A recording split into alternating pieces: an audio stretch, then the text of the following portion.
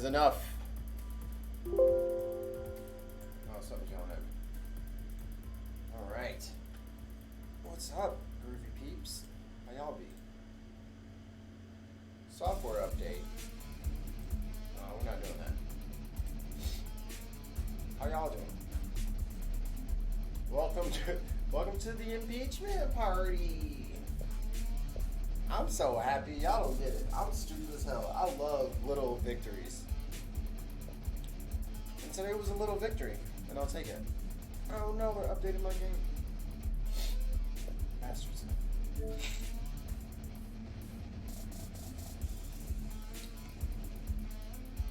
Hey Jen, how are you? I'm glad it's actually showing up on YouTube this time. I think the last couple of streams weren't on YouTube, which is very frustrating.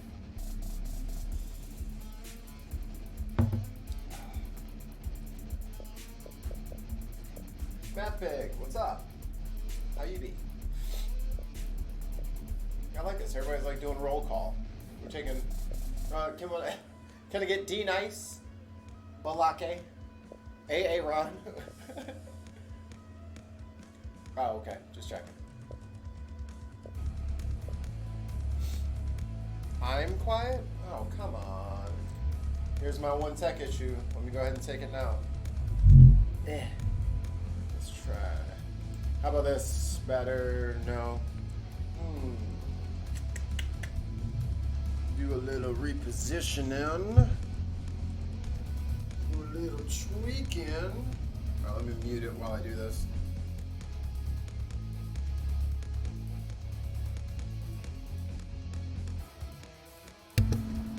All right, yeah, there we go. Now I'm hitting the levels.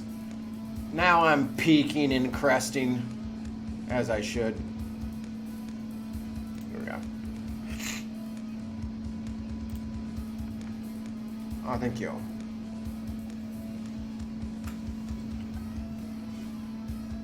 Oh, son of a bitch. No, the Orange Menace. I like that. The Phantom Orange Menace. No, that doesn't work. That's not a good one. What did y'all think of the show tonight? I'm excited, but like I said, oh, thank you, Progressive Liberal, for hosting me. Big guy. I hope your fish tank is well. Let's see here. Do a little Titanfall tonight.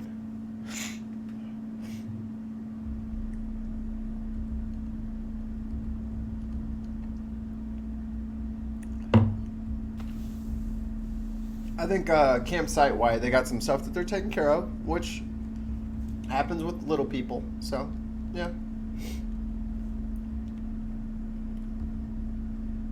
Unless you're just talking about, like, generally what's up with Ethan. Because let me tell you some things. First of all, the constant booger eating. In the pre-show, it's just so nonstop. Like, that's why we talked about Tony Designs and the booger eating.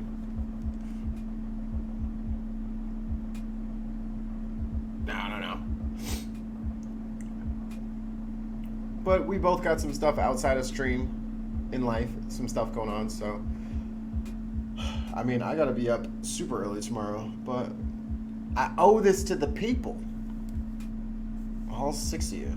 7. 6. I don't know. Keeps moving. Thank you, Mr. Puffalufgus. How are you today, sir?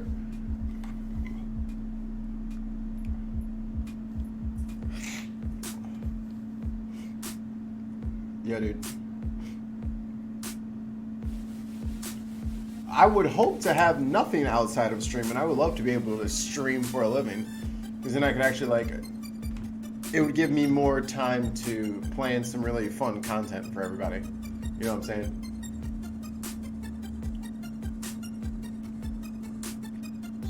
Like, if I could be a vlogger, oh man, oh, it'd be great.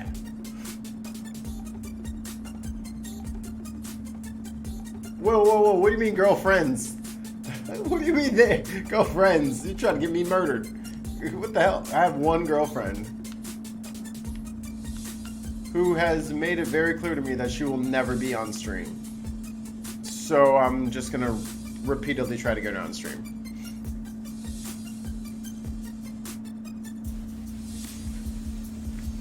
Theo, what's up?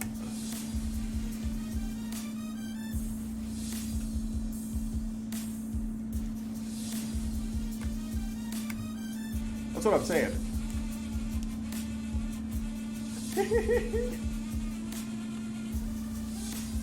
She's not Swedish, but she might as well be.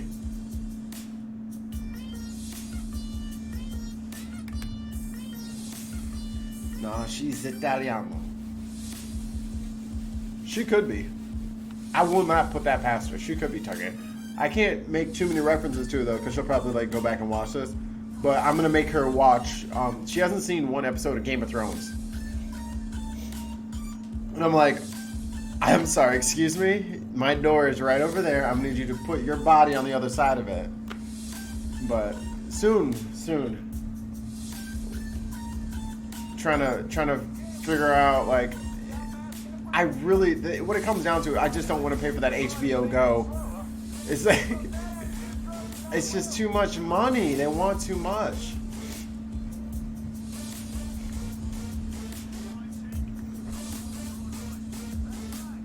Didn't you say Norwegian but living in Sweden? No. That's my mate for the podcast.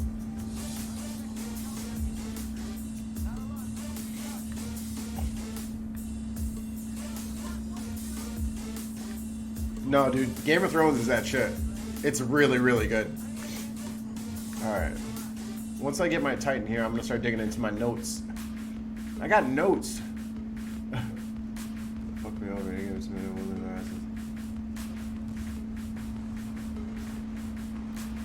You guys are really missing out. It's really good. Like, I know here. I think the most annoying thing about Game of Thrones is the fans, right? Like most things are ruined by a crappy fan base, but now that it's all over and done with, you can binge, you can watch as much as you want. You don't have to deal with a bunch of people's like whacked out theories about what they think is going to happen. You can just watch. And that's kind of where I was. Oh, I just grenaded my damn self. It's nice to be able to just like cook through the whole thing in one go.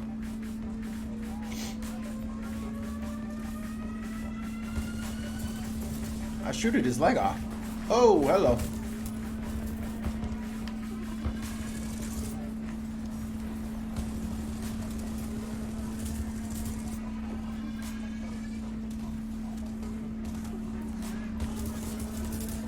Come on.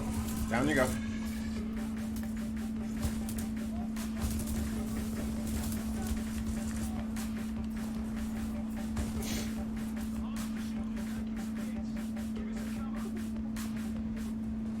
Who's Dan and Dave? I don't know who that is. Oh, what the?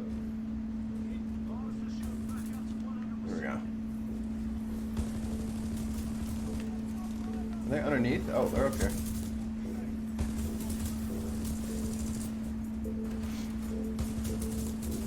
They're probably like, I'm guessing Dan and Dave are YouTubers that are really popular, but I don't know about them because I'm like super picky about what I watch.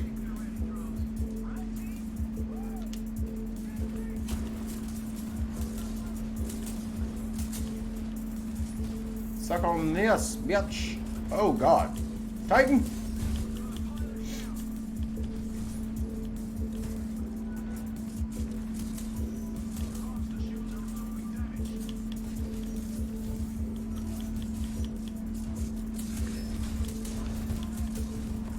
Kaboom.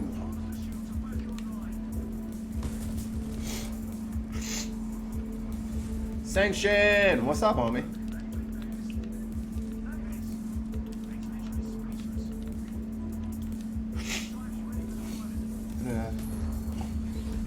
To make sense, but apparently I'm not too much here. Yeah, Maya, you are. Alright. So, things I wanted to talk about during the stream that we just didn't have time for because Ethan did have a good point. We do need a good background for like the series of events that took place is important. I forget a lot of the times that everyone doesn't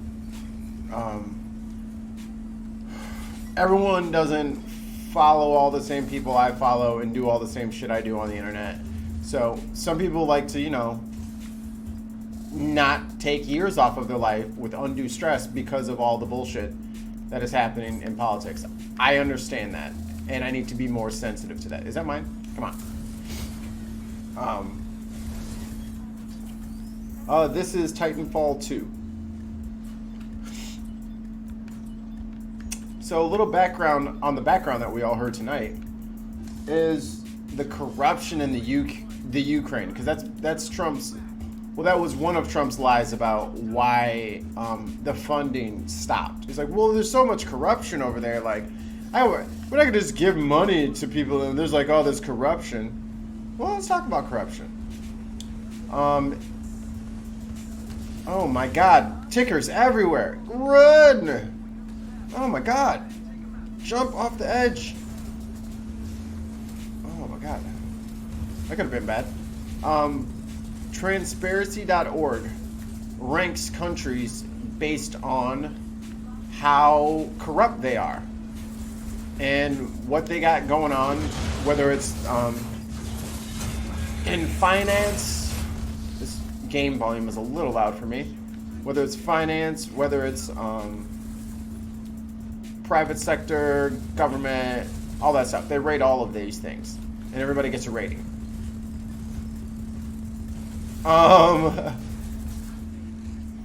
Well, he can't get away with a lot of the shit that he wants to do, so our numbers haven't plummeted that bad. We're not as bad as you might think we are.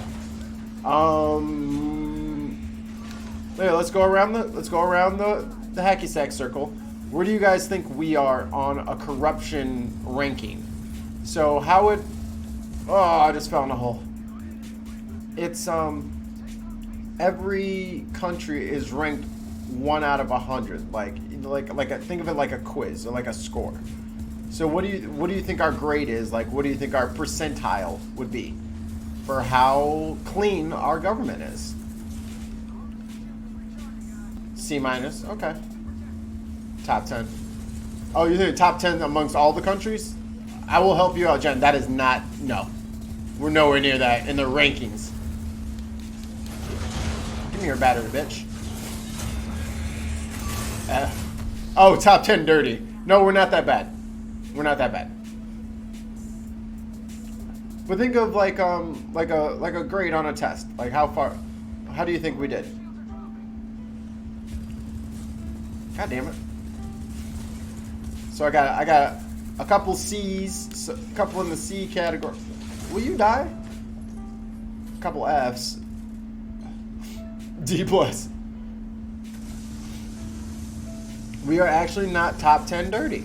Okay, so the United States scored a 71%. So we have our issues, apparently, obviously, but we're not the worst. So, yay-ish. Yeah, what is a 71? Yeah, I think that's a high D, low C. So yeah, C- D+ is about where we're at currently. For how clean our government is.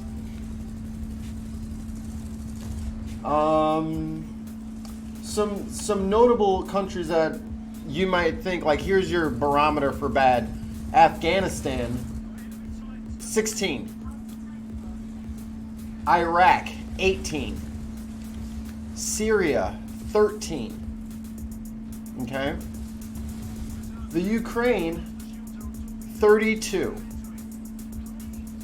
And to put that into context, Russia is 28. Mexico, with its drug cartels, 28.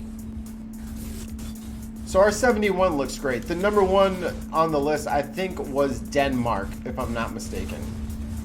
And then I think New Zealand was number 2. So places we already knew were great are great.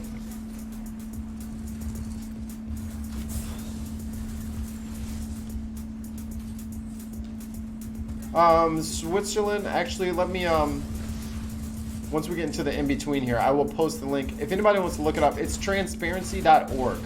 That's the name of the website. If anybody's watching on their laptop or a computer.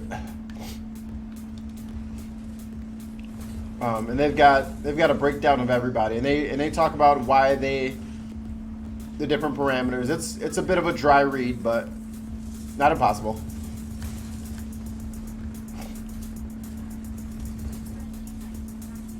Kill. Alright. I'm sure Switzerland is the shit. Actually, let me get out of here, buy some stuff. I need a new battery. My battery's all messed up.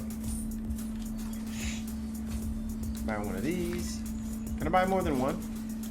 No, I gotta buy one at a time, that's right. Get in there. Yeah, Canada was in like the mid 80s, I believe. Canada was way up there. The UK, like most of Europe, was like in like the low 80s, high 70s.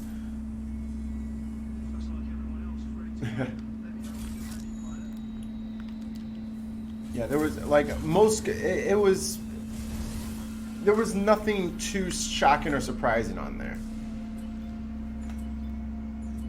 But I was just really waiting on the Trump response because he's talked about this corruption. I'm like, oh, all this Ukraine corruption. Let me dig into like how corrupt these motherfuckers are, because I remember Crimea and I remember they're 4 notches better than Russia, who is his baby boo. He loves him some Russia. He can't get enough of Russia. Can't say an ill word about Russia or Putin or anybody. But hey. Oh God. Oh God, what's going on? I'm dying. I'm under attack.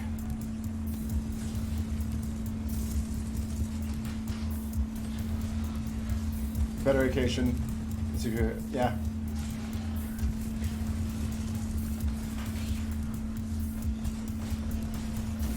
I'm all about going to I'm not above moving to a Scandinavian country. Not by a jugful. I wouldn't mind that at all. Your languages are very strange and hard for me to get, but I'm sure if I tried hard enough. If I can learn how to play a video game, I can learn a language.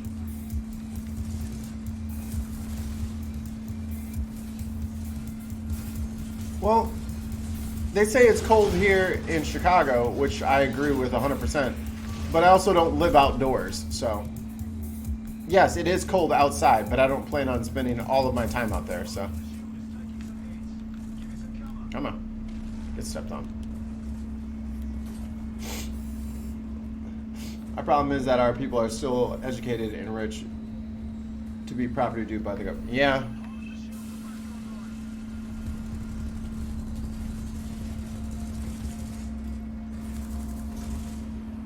So let's see here. So as far as the rankings go, Ukraine does, come on, get them. Does have its issues. Because out of the 180 countries that they looked at for this website, the Ukraine was 120 out of 180, like at the bottom of the list. So not the worst, but we also have to keep in mind that's above Syria, which Trump seems to be super friendly with all of a sudden, and above Russia, his next baby mama.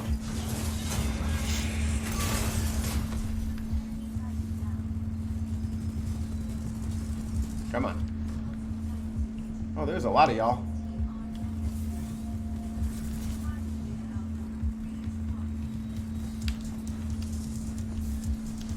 Ah! Ah!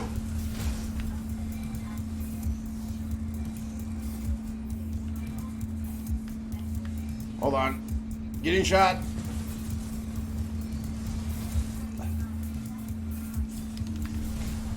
Alright, he's done. Oh.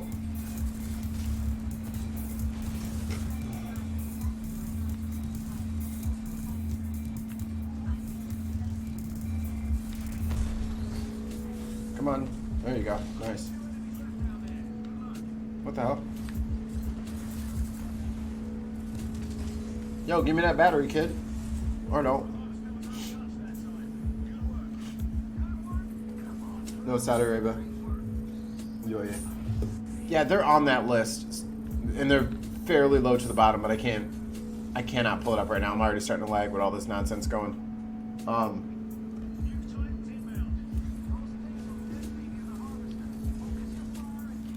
Grab one of these. I'm gonna get me a turret and an arc trap.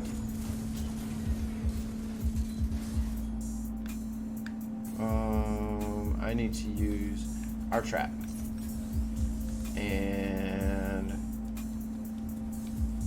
come on, and then a turret.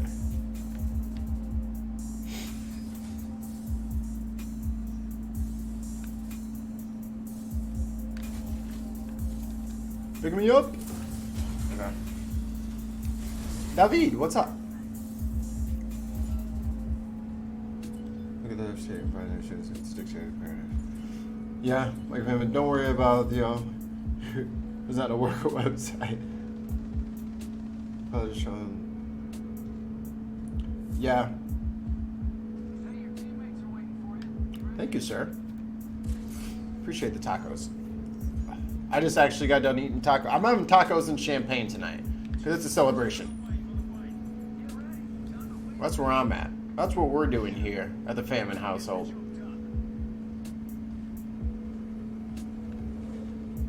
Where is... Oh. Eminees? I do not like Nuke Titans.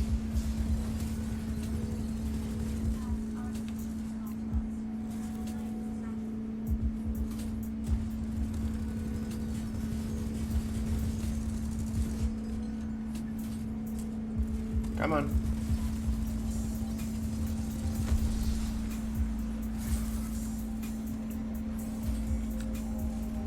Oh, hello. Absolutely not. Yes.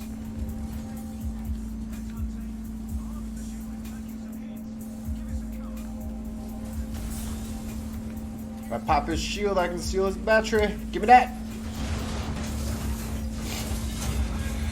Yes, there was a lot of that. Ah!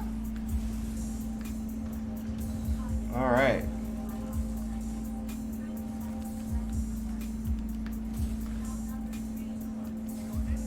Walk through that, bitches. Nice.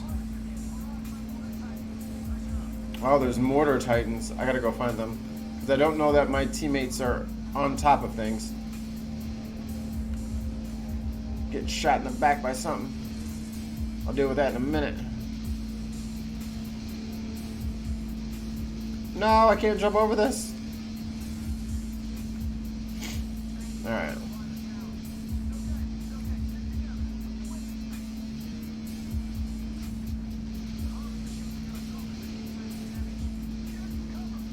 Oh. Yeah, let me open up the meeting. Shit! Let me get into a spot here. Must not sacrifice the mission.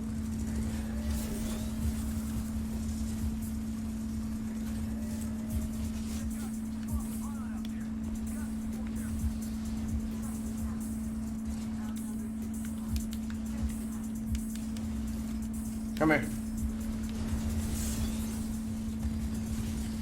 Come here, bitch. Give me that battery.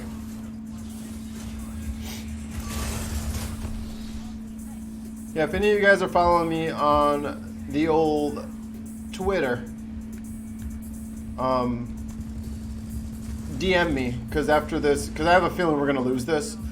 Yeah, once this game wraps up, I'll get everybody in here. Like I said, it won't be a particularly long night, but yeah. It's always nice to have other voices in the stream, you know what I'm saying?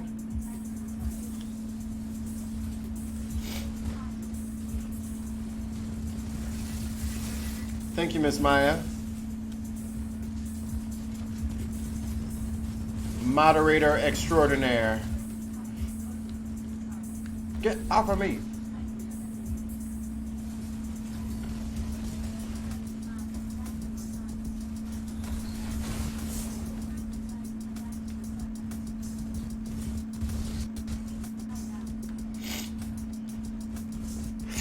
Come on.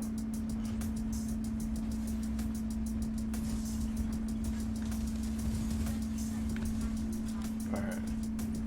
Got a whole, oh Lord, a whole line of nuke titans coming. I'm gonna try and hit him from the back. You know what I'm saying? From behind, perverts. From the rear. Where they're weakest, you know.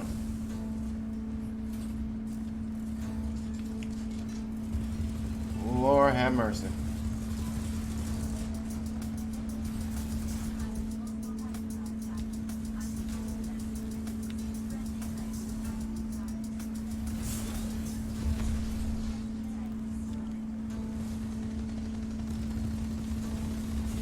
Take him down to Browntown. Oh! There we go.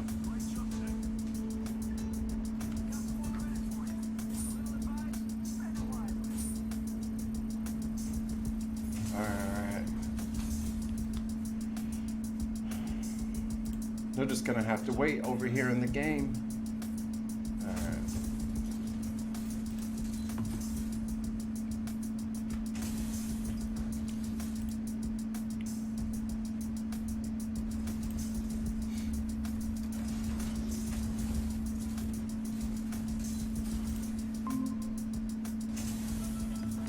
Alright, David, Maya, if you guys want to hop in, that works out for me. And then I'll let y'all play Gatekeeper.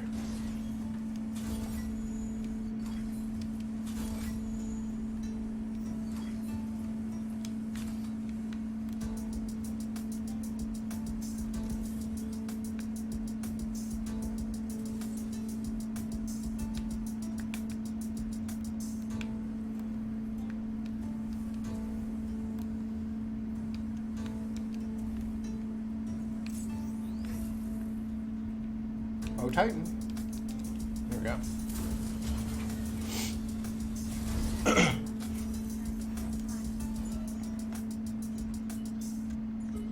All right.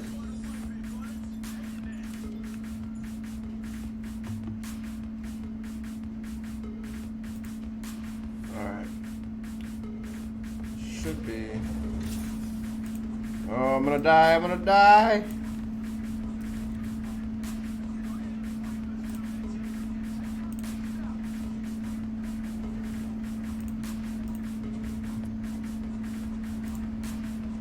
Where is David? I'm gonna get shot. I can feel it.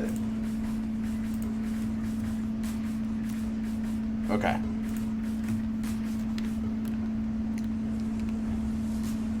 Where am I? What's going on? Oh, this way. Okay.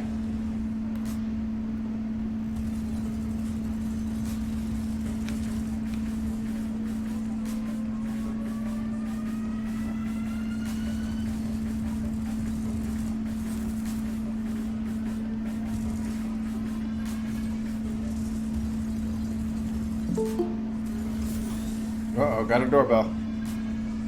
Fall back.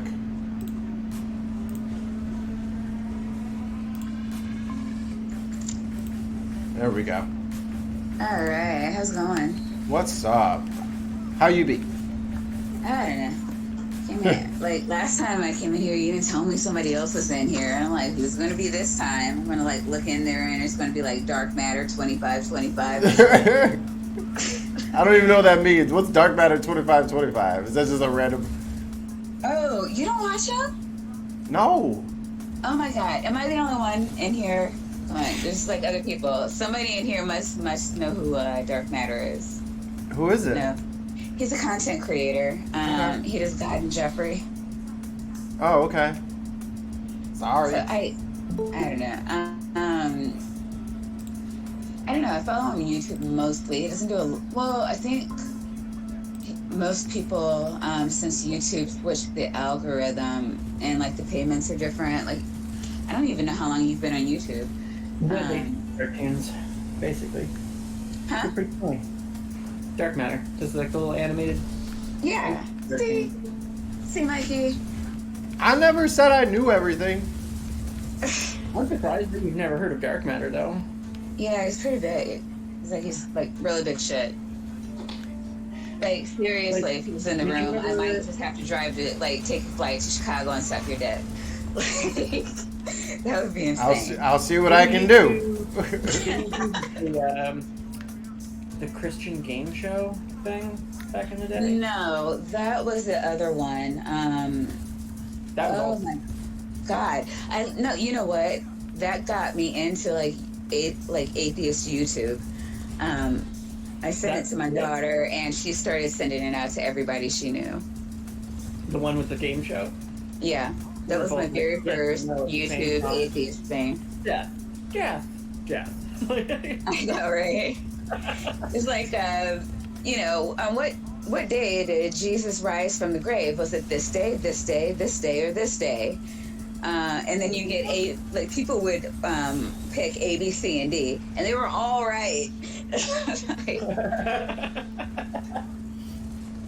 Oh, man. Is it A, 3 days, B, 72 hours, 3?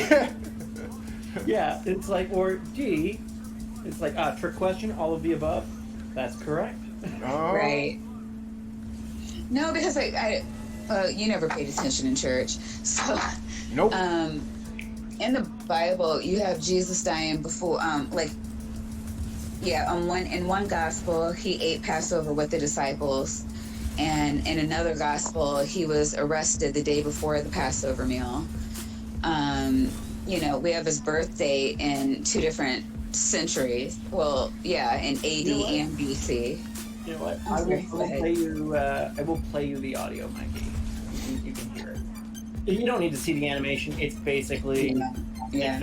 it's stick figures, but you'll No, How about- he's how not about- lying. how It about- is literally stick figures, and it is still one of the best cartoons on YouTube. But I am a little shy about playing somebody else's shit. So, It's clips. It won't be. It's like a 10-minute video. He's not going to do the whole thing. I understand. I don't even do that because that's why even the music I put up is mine. You know, sure. Right. just link it to No, me. I'll watch it. And amazing music it is. Okay, I can link it to you, I guess. Yeah, just send me the link. I'll watch it. It's not going to be nearly as much fun. Yeah, I know. I wanted to hear your reaction to it. You have to watch it after you're off air, so we can. Yeah, so we got to see the Mikey reaction video. Yeah. I'm surprised that you haven't seen this because it's classic. Maybe I have, and I just didn't know. Maybe I forgot the name. Could that be a thing, or would I know? Well, this one's from Non-Stamp Collector. Non-stamp collector, thank you. Yeah, different guy, but they're both sort of similar in what they do. They do similar stuff. Theo, hit me up on They Twitter. really do. So I heard the fantastic news yesterday. Yeah.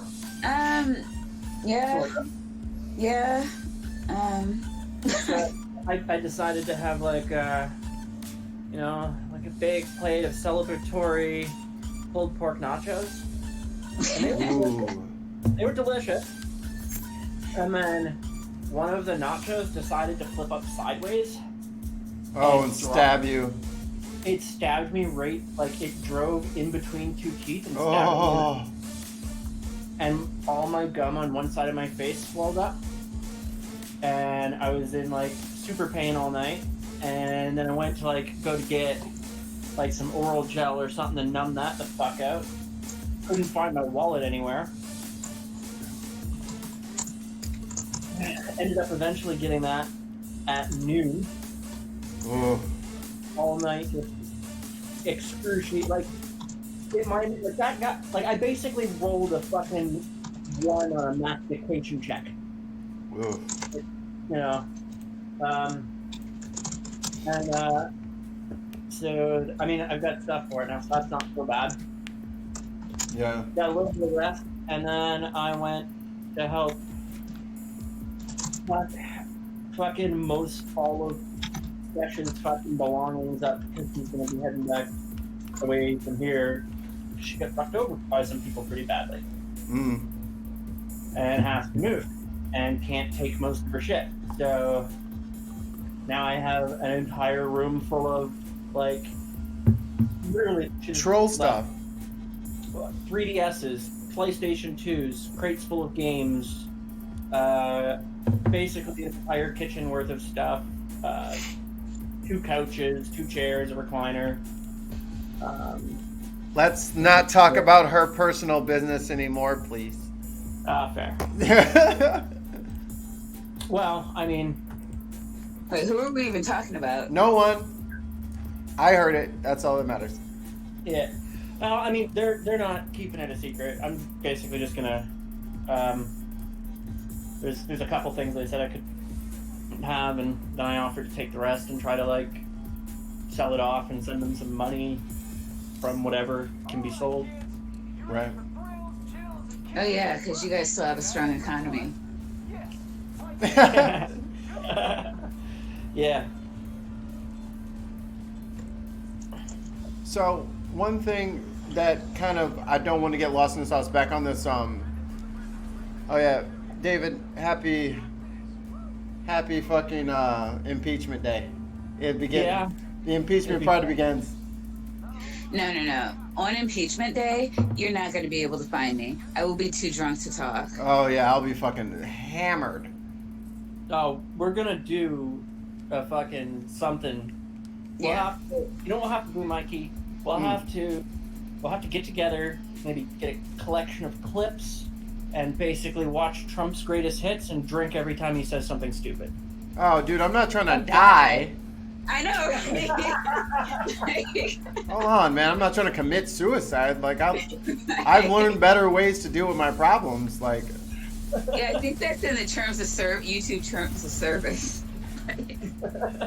Yeah, I'm pretty sure I'm not allowed to give myself all of the liver poisoning ever in 5 seconds on stream. No, seriously, like, here's the first tweet. Oh, god damn, I need another bottle. There's just so much wrong in one sentence, Yeah. I mean, I don't know why we let this happen. Who is we? Who's we? Ain't no we. No, not you, David. All right, so Mikey, as Americans, we gotta, like... For now. I don't know. We gotta figure out what went wrong and remedy that shit. Racist white people? I don't know if that's going anywhere. No, yeah, but they're old, right? So, I'm thinking death camps? I don't know. Oh, didn't know you were going quite there. Right. No, I mean... This is a newer, edgier Maya. Okay, so, like, old racist white people just have to die. Like, there's no bouncing back from that. Like, they don't learn. You know what their kryptonite is? Old racist black people? No, mixed babies. Oh, okay. So my plan is to impregnate all of their females.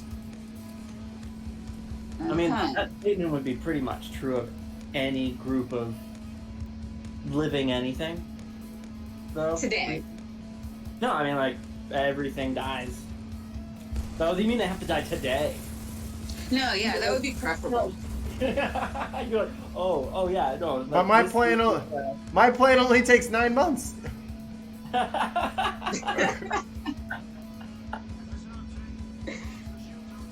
And I don't mind volunteering.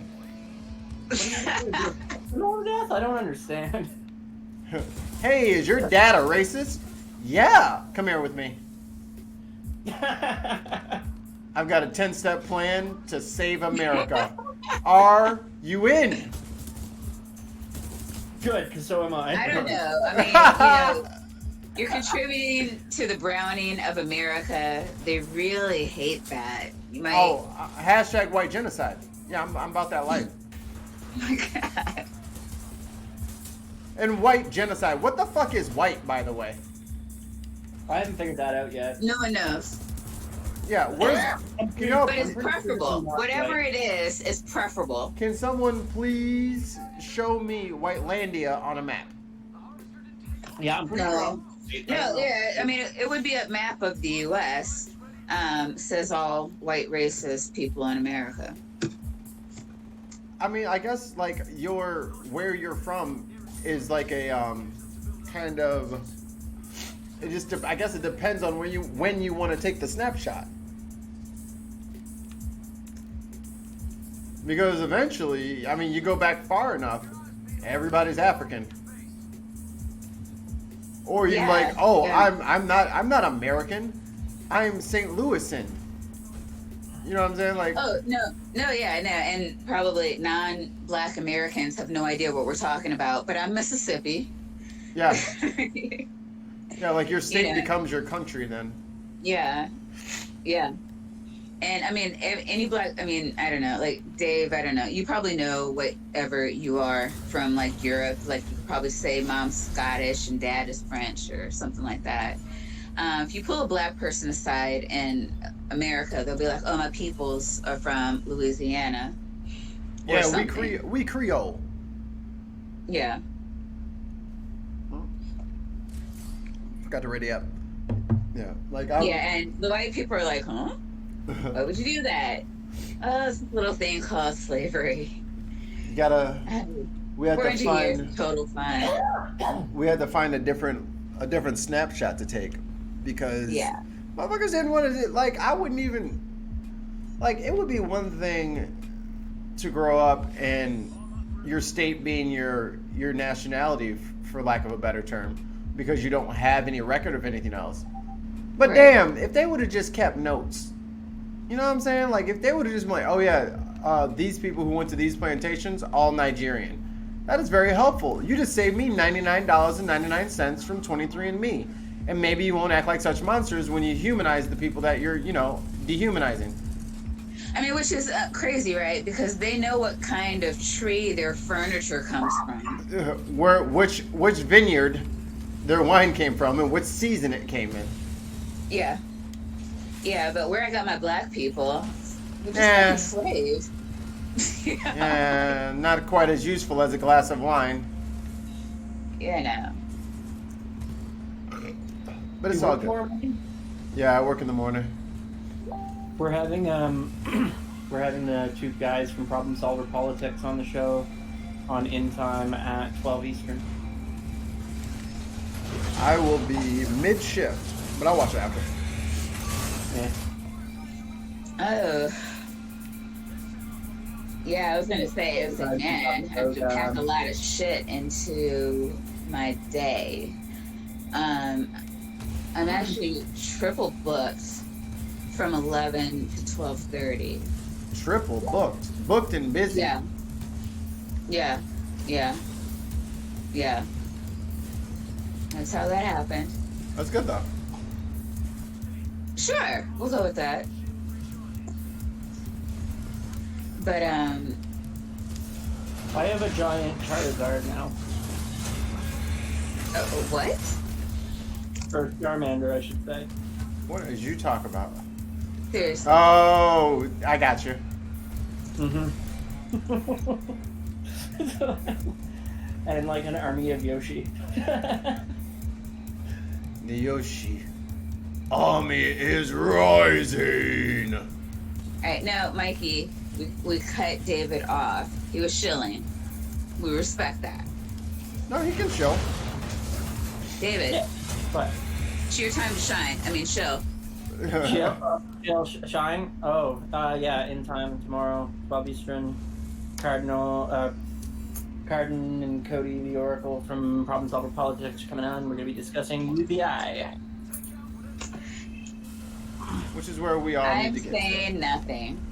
Me and my mom got into a little bit of not an argument, a little bit of a spat because she was trying to get on some like But was it a 4-hour spat like you and I have? no, we've one thing we've learned to do in our me no longer being a child relationship is we kind of can sense when it's not going anywhere, and we just let it go. I'm like, all right, I'm gonna get going. All right, love you, gotta go. Like, I can't. Is that your mom? Yeah. Yeah. So my mom tried to call me yesterday. I just kind of looked at my phone and rolled over. You didn't vote for Trump, hopefully. No. What? No. What'd you say? I would imagine not. Okay, good. I said they didn't vote for Trump, hopefully. No. So all right. So yeah, I told you I used to be a Republican, and like they're actually where I got that from, and it was really bad to the point where like my daughter graduated. I think it was her college graduation, and I was living with my then boyfriend, and I called my oldest brother, and I'm like, okay, like I can't hide this shit. Like, when's a good time to, like, I'd rather just not say anything. And they walk in the house and he's there and there's pictures of him up and they just put two and two together. And it's not a thing, like normal fucking parents. Oh, they didn't know that you had a boyfriend? That I'm living with someone. Like, oh, where do they think you were living? yeah, because they're Christian and that's a thing. Where did they think you lived? Not with him. Just like you had your own spot? No, I have my whole life. He's the first person I've ever lived with. Like, man, the kids, that's like, the law makes me. But like, I've never lived with another guy. Huh.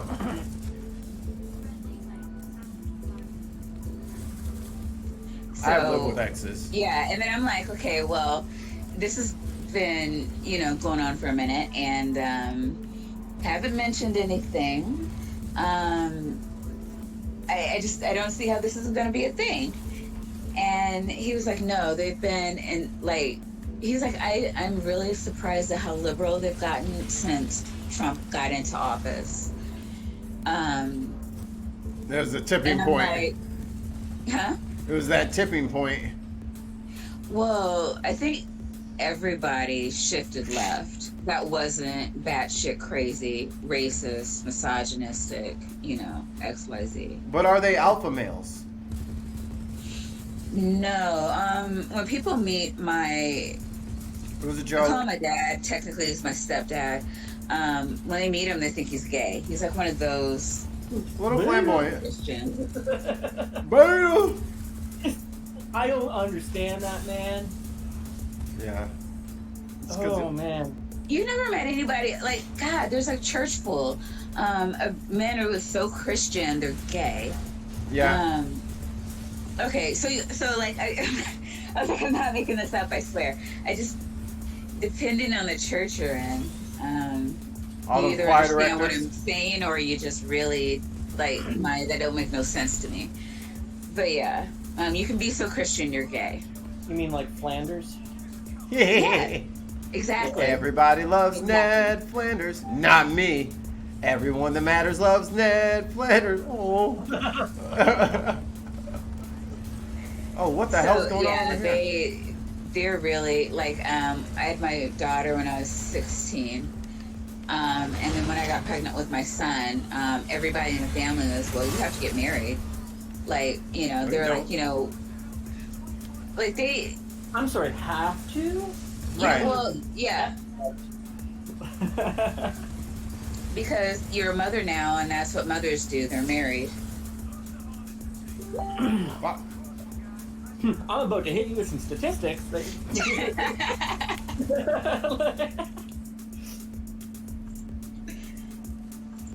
So yeah, they don't understand why I don't listen to them when they say stuff. Just smile, nod, and do what I'm gonna do anyway. And like nobody pays my bills, so like I'm really under the pressure right now. Like nobody matters except my boss.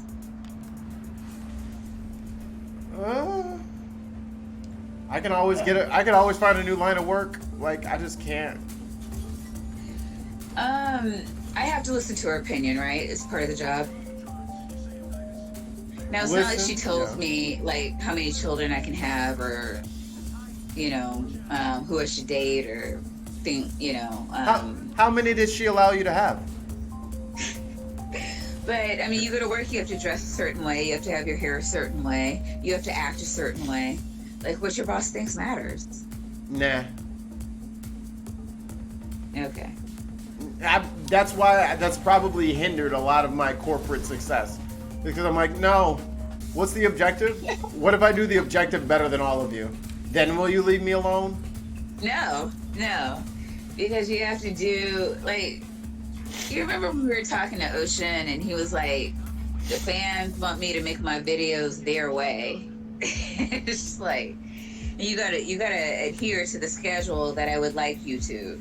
It's like, but that's not just like fans, right? It's like every fucking body. Yeah, but that's what me and Ocean were saying. It's like, or I could just not do any of this. Yeah. But I kind of like living in a house. And not like, Yeah, apartments aren't that bad. Yeah, or eating food every day. Because Lord knows the kids always, I mean, they're always little baby birds. They always got their mouth open wanting to eat. God damn. Crumb snatchers is what I call them. I'm saying. Crumb snatchers. So since I was out of commission most of the day, I literally do not know the day's news, which I'm assuming there is lots of. Was there any major developments that I should know about?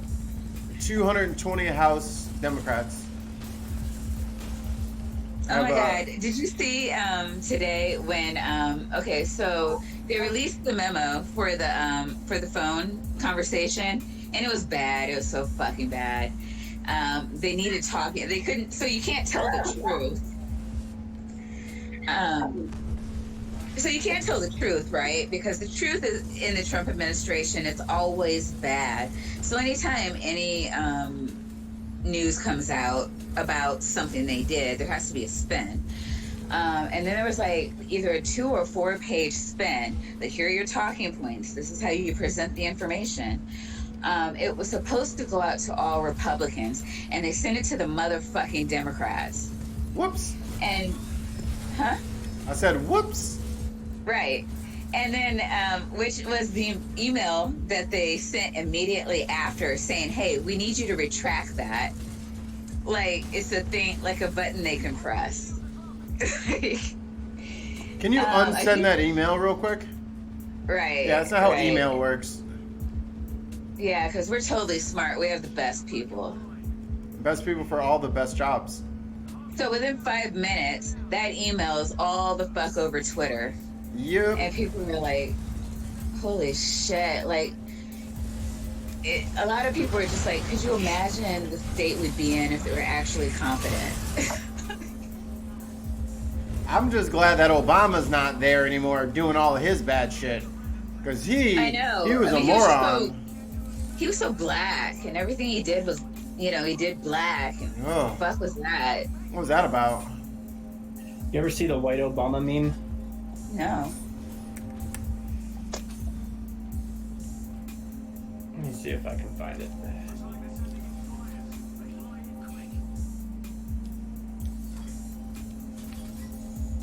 Sentry turret.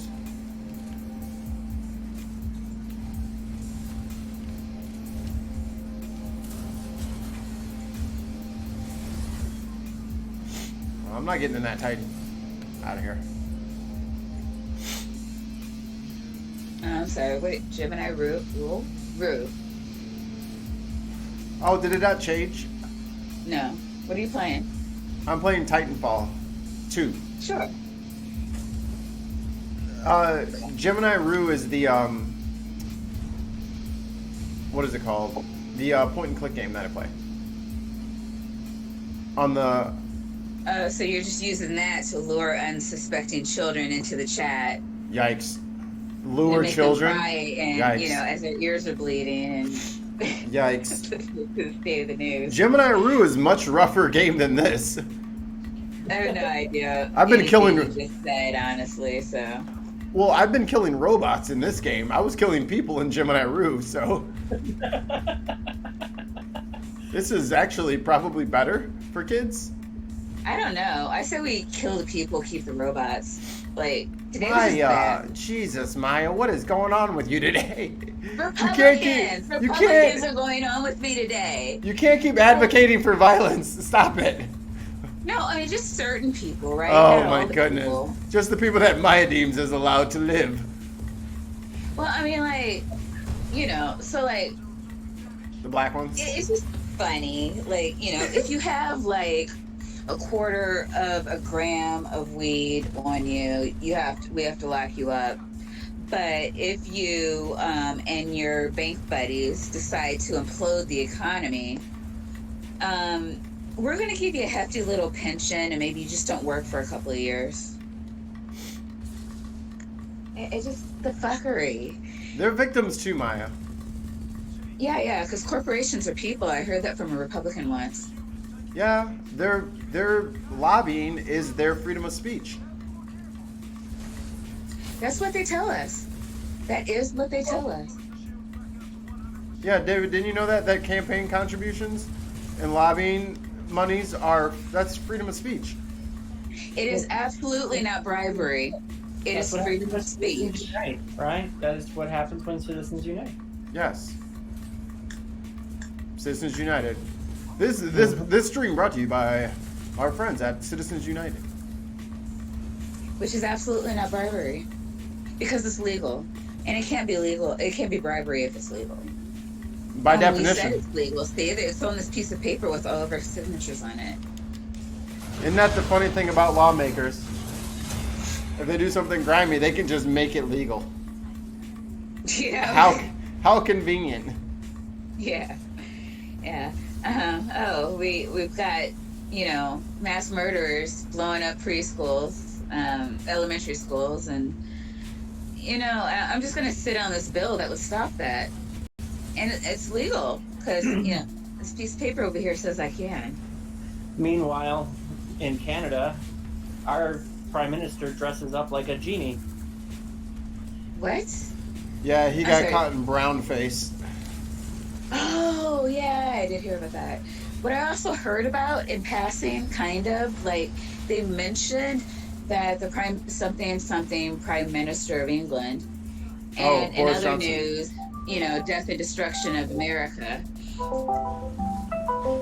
What's happening? What is happening? Who is that? Is that Dave? That was, yeah, me. It was somebody was calling me. Oh. You should call me on your cell phone. Yeah, they have different ringtones in Canada. No, that was Discord. Okay. No, I've never gotten a call on Discord. I can't. I can't dig Discord. God, I read about this and then I totally forgot about it. Well, I get, like, here's the thing. Let me find the thing 1 second. Oh yeah, find the thing. I'm just trying to entertain the people while you find the thing. Yeah. Sometimes you gotta dance on mic. Sometimes you just gotta. Maya's not actually going to kill people. Sometimes it's just nice to pretend like you do, like Mikey does all night. I don't pretend anything. What are you talking about? What do you think you're doing right now? This is a game. I'm holding a controller. Those talking about killing Republicans. It's just a game. Oh my Release god. the breath. The FBI sees it differently. So here's news from Canada. In Ottawa, while Justin Trudeau is apologizing this week for acts he admits were racist, the Liberal leader and partisan supporters are urging Canadians to take heed of their efforts in the government on racial equality.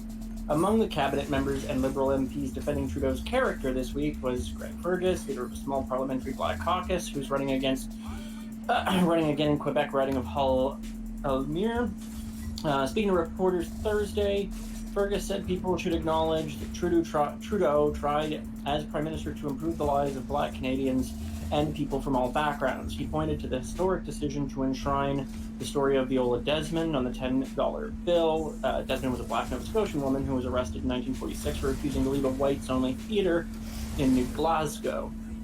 Ferguson also hailed the Trudeau government for embracing diversity, adopting the United Nations Decade for People of African Descent, an initiative that continues to 2024 as the federal government commits to improve research and data collection on racial inequality, address the impacts of anti-Black racism in Canada, and earmarking $25 million for community projects to celebrate Black Canadians. The government also launched a $45 million anti-racism strategy this year, with $30 million going to community programs that address racism and discrimination, and a new division to help increase diversity in federally public services. In an email on Friday, the Liberal Party also highlighted decisions in government to analyze the impacts of all federal policies on women and minority populations, increasing representation of visual minorities in the courts, and more. I think those are really the measure of a man and why I have confidence in his leadership, Fergus said. Speaking in Windsor, Ontario Friday, the NDP leader, Jagmeet Singh, directly challenged the notion that Liberals stood up for racial equality in government. As an example, he said the party used the majority parliament to quash an attempt by the NDP to expunge the records convicted by marijuana possession, whereas the government opted instead to allow people to apply for pardons that wouldn't erase the conviction from criminal records. That doesn't undo the justice, says Singh, stating that these convictions for something that is now illegal affected many racialized Canadians. There is, again, an ongoing pattern of behavior here where he does not understand what people are going through, and it shows through policies, and this to me is very, very concerning, he said. Cheryl Thompson, a professor at Ryerson University who researched the history of anti-Black racism in Canada, credited Trudeau's Liberals with championing racial diversity, but said she hasn't seen that reflected in those who actually held positions of power in Trudeau's cabinet. In 2015, I remember he made a grand announcement referring to Trudeau's proclamation that he appointed an equal number of men and women in his cabinet because of 2015. I would have liked to see him having made that statement about racial diversity, she said. Another aspect of his governing record that Trudeau emphasizes this week was his push to empower Indigenous peoples by funding better services and pushing for reconciliation based on new relationships between First Nations, Métis, Inuit, and the federal government. On that front, there has been progress, but it's not easy to accept this as an example of Liberal government push for racial equalities that Blackstock, Second First Nations, child, family, caring society of Canada. You're losing us. You're losing us, David. You're losing us. Anyway, they basically, it basically goes on like, yeah, he did a stupid thing when he was young, and he admitted that it was stupid, and it was a long time ago, but he's done a decent amount compared to like any of the conservative parties for sure to address a lot of different things. So there's like, So I mean, like, who's calling for him to step down? Nobody. like the other people running for government. Like, you know, The opposition party. Yeah, that was kind of my point. It's yeah, like, you know, perhaps you should consider the source. So, like that's the like, other. in addition to everything we have going on, we actually had it set up so we could have a Black woman on the bill, and the Republicans took that down. They're like, yeah, no, like, we know it was all ready, set to go. We didn't have to do anything. Like, we had to do nothing, actually. It would have just gone through. And we're actually going to do something, and that's stop this. It's been a great 2.5 years. I'm done. Like, really ready to try something else now. To, like, you know, kind of put it in the. Like, here's the thing. He was basically like, it was an Arabian Nights dress-up party, and he went as a genie, which is a non-white character by, like, most, you know, like, historically speaking. And The Santa Club? What? I'm sorry, it's an American thing. Yeah, okay. But so he wasn't in like blackface or something, like doing some kind of one of those old fucking shows. Minstrel show. What? A minstrel show. Yeah, that kind of shit. It wasn't like something like that. He was like dressed up with the Arabian Nights big giant pants thing, and like, yeah, it is offensive. But at the time, when he was like in his like early teens and shit, when the way the climate was, probably just looked at it as like, I'm dressing historically accurately. You know, like I don't think that he did that as a racist, but no. Unlike Kavanaugh. It was a racist thing to do. correct. Sure. But like, I don't think that he is a racist. No. And like the people, you know, like I don't know that. No, I mean, and that's lovely. That's what happens with your politicians in blackface. Our politicians will be in blackface with like a noose around them, you know, the neck of a black baby doll, and look at us like, what? I don't know what you're talking about. Freedom of speech, man. Yeah. I mean, we're so unfair. You know. And then like the base is just like, you liberals just like to complain about shit. You should let them lynch monkeys. What? As opposed like, as opposed to someone peacefully taking a knee at a football game. Yeah. No, he deserves to be burned at the stake. Yeah. Crucify that bitch. The flag and the song, that is what our vets died for. It's a piece of cloth and an anthem. Here, David, here's something long-winded that I would love for you to do. Mm-hmm. See if you can find the lyrics for the national anthem, and see if you can find the third verse, which we always skip. I don't know your national anthem. Okay. Alright, here's my national anthem. Alright, fine. I will look for our fucking national anthem. Because I can't remember the last time I sung that thing. I'm a Canadian, I can't be going around singing your national anthem. Yeah, that really isn't fair.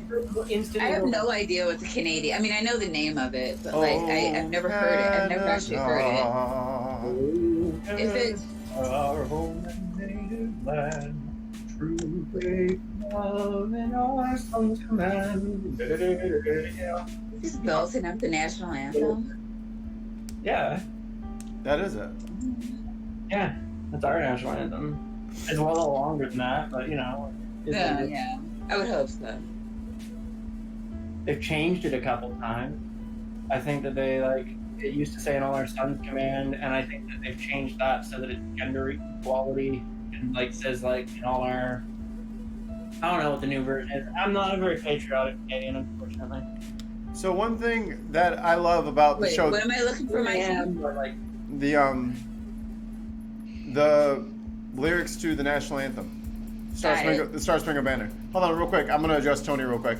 Jordan. Okay. Jordan says, "Video games like this is the reason cats keep attacking their owners." Fuck you. Tony Design says, "See, here's the thing: portraying a person with another ancestry without motive of being at least passively racist is in no way racist." Okay, but it's at least racially insensitive, I think. Ad absurdum. Yeah. No Jewish, gay, trans character with one eye can ever be played by any character who... You get the point. I don't think you have to paint your face to be a character. And historically, when Caucasian people paint their skin, it has some baggage attached to it. Whether that person wants to claim that baggage or not, it's there. And it looks a certain way. And people react to it a certain way. Well, I mean, how did you feel about it's more about, the history of blackface and being completely insensitive to what that is and how that would make someone feel. It's the same reason that Germany banned the Nazi flag. But here's the hold on, Maya. Here's the best part about it. It can be offensive and someone can still do it, but that does not immunize them from criticism. Right. Ask a question because this is something I'm really confused about. How did you feel about Robert Downey Jr. in blackface in Tropical Thunder? I didn't see it. I didn't see it. But I think it's fucking trashy, and apparently it's addressed in the movie, but I haven't seen it to know enough about it. So I will say this. Holy crap, they did a good job on it. I did not know it was Robert Downey Jr. for the first half of the movie. I thought it was a black actor. He did a good job. And they did it, they were doing it to, it's a comedy movie, but they did address it in the movie. Nobody seemed to have a problem with it. I didn't see a huge backlash about it. Like, But- even like. Nor did I. Like, so much so that I had no idea that it was a thing. Like, I'm not looking to get mad. Like, I don't know. I think that's kind of what evangelicals do on YouTube. I I don't. Somebody here. Mr. Puffaluffagus Oh. has arrived. Oh, Love. here, Maya. I'm here. In the side chat. Hi. Take a look in the side chat, Maya. I linked the last link I just put in. See if I can do this without. And Jartan, are you driving, mate? Because if not, I'll send you. You know, I'll send you the invite anyway. And if you can join, you can join. I'll put a second image in there too. There you go. Where are you, Jartan? Now, I don't know. I don't know. Are you just gonna show me a bunch of white people in blackface? No, that's I'm it's gonna have just to call you a racist. It's Robert Downey Jr. from that movie. So you No, yeah. but like, holy smoke! Like, here's the thing. Saying, "Hey, Trudeau, we're going to punish you for doing a thing that's arguably racist," right? Mm-hmm. With it, okay, and we don't know the context of the like. I mean, obviously, for whatever reason, it was okay in Tropical Thunder. We don't know what the actual context of what he did, what he was on about, or any of that, right? Well, I mean, but wait 1 second. It was a long fucking time ago, right? Let's just say he was a racist.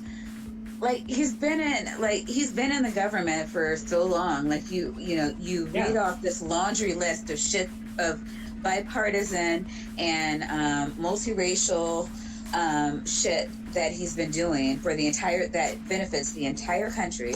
And I'm not saying that he's the greatest prime minister who's ever stepped foot in the office, but like I agree with some of the pipeline stuff that he did. But I mean, even with that, when you're looking at like a financial but budget, I mean, something like this, like when we did it and it came through for Kavanaugh, it was rightfully when he was being vetted, it lent to his character. It's like, okay, can we trust someone who did something like this with such a huge responsibility? Yeah. That is the time that you introduce it. Like Yeah. somebody who's been like, we already know his character. What's your point? Yeah, and like this idea of like, oh, he did a thing that, that looks pretty racist. Let's punish him by electing a bunch of people who are actually racist but didn't wear black. What the And there's fuck? that. Like, it's so frustrating. So frustrating. So I think I'm starting to get what Tony's getting after, and here's the thing with it. So when people use either stereotypes or physical paint to portray someone of a different ethnicity, it can be offensive. And depending on how it's done, I think there's levels to how bad it is. You know what I'm saying? Because if there's like a Polish guy who pretends to be Italian in a mobster movie, I don't hear the Italians getting all outraged about it as long as he does it well. And he's not like, oh, I'm fucking Tony Two-Tones over here. Ha ha ha, give me the spaghetti. Like, then they'll be like, hey, who the fuck is this Polish dude fucking mocking us? Because that's what it turns into. Well, if it's not, as soon as it becomes less about the character and more about mocking that group of people, I think that's that's kind of the line, as it were. And here's the thing, like, from the looks of it, other people that were at this party were like seats, and like it was not like it wasn't like a party full of just all white people. Like, here's a picture from it. Here's the actual.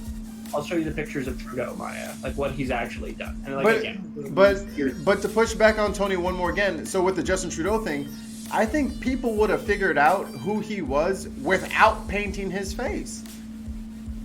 And then I got into this. And I got into this with other people when they were talking like, well, what if my white nephew wants to be T'Challa for Halloween? He wants to be the Black Panther. He can wear the suit and put on the mask, and boom, he's Black Panther. But I'm not saying you shoe polish the kid's face because, oh, I got to be 100% authentic. It don't even look like us. I think that's the other part of it. Correct me if I'm wrong. Correct me if I'm wrong, but doesn't the Black Panther outfit cover 100% of your skin anyway? Hey, like, Daryl, what's up? Sorry, Puff, go ahead. If they bring up Black Panther as an excuse for blackface, you know they're bullshitting you right away, man. They're like, what if I wanted to dress up as Spider-Man? What, I can't paint my face? It's a mess. Yeah, I mean, but you're never going to find a good argument to put forward with black people, right? Because we come up in a white culture. So every Halloween costume we've ever had, even my daughter last year, she dressed up as Harley Quinn. She was a fucking black Harley Quinn, and I was a black Cinderella, and my Black my Superman. Son, Black Superman, couple years. I was going to say that my son was a black Superman. Black Batman. Like nobody puts on faux makeup that you throw on the clothes and people get it. There's no reason to do anything to your skin. You're going to lose that argument with black people every time. We're never going to see it from your level because we've literally been having to do this our whole life. So hold on. So here's the thing. It was like Indian or whatever. Brown apparently. face. It doesn't matter. No, I know. I'm not making excuses. I'm saying and he didn't just do his face. He did everything. He did his hands, his arms, he did a full body makeup. But here's the thing, though. It's a fucking Arabian Nights party. You have a turban on and flowy clothes. We get it. You decided to fucking paint your face. You were already there. And I feel like that's a lot of the issues with people doing blackface-esque things now. It's like, bro, we're not stupid. We know who you're... Oh, you're Goku. You didn't have to fucking tape your eyes sideways. You know what I'm saying? We get it. You're Goku. You got the thing and your hair sticking up. We got it. Yeah, here's when body paint is acceptable. Smurf. Right? You don't need to be another race. He had painted himself blue as a genie. Nobody would have said shit. Ever. Right. But because backpack he for you. chose the wrong color. That is the big problem. He chose the wrong color. He needs some better advice on his fucking wardrobe choice. I mean, the thing is, I could have gone out in my regular face dressed up as Mulan. Nobody would have said shit. It's our society. It's unnecessary. If you were to go as Mulan, but it's also racist. And again, it's not racist because your intent is to, put another race down. It's racist because it's racist. If you went on as Mulan and you did the white matte makeup with the, the geisha thing that they do, where they, you know what I mean? Would that now be racist because that's a traditionally Asian? No, because you'd be looking like a geisha. If you did that same thing and you said, I'm the president of Hong Kong. That's racist. Yeah. She doesn't look like that. She looks like an Asian woman. She doesn't look like with the the completely bleak white face with the cherry lips and the painted on everything. Wait a second. Let's not even take it to that level, right? So, okay, with your geisha example, right?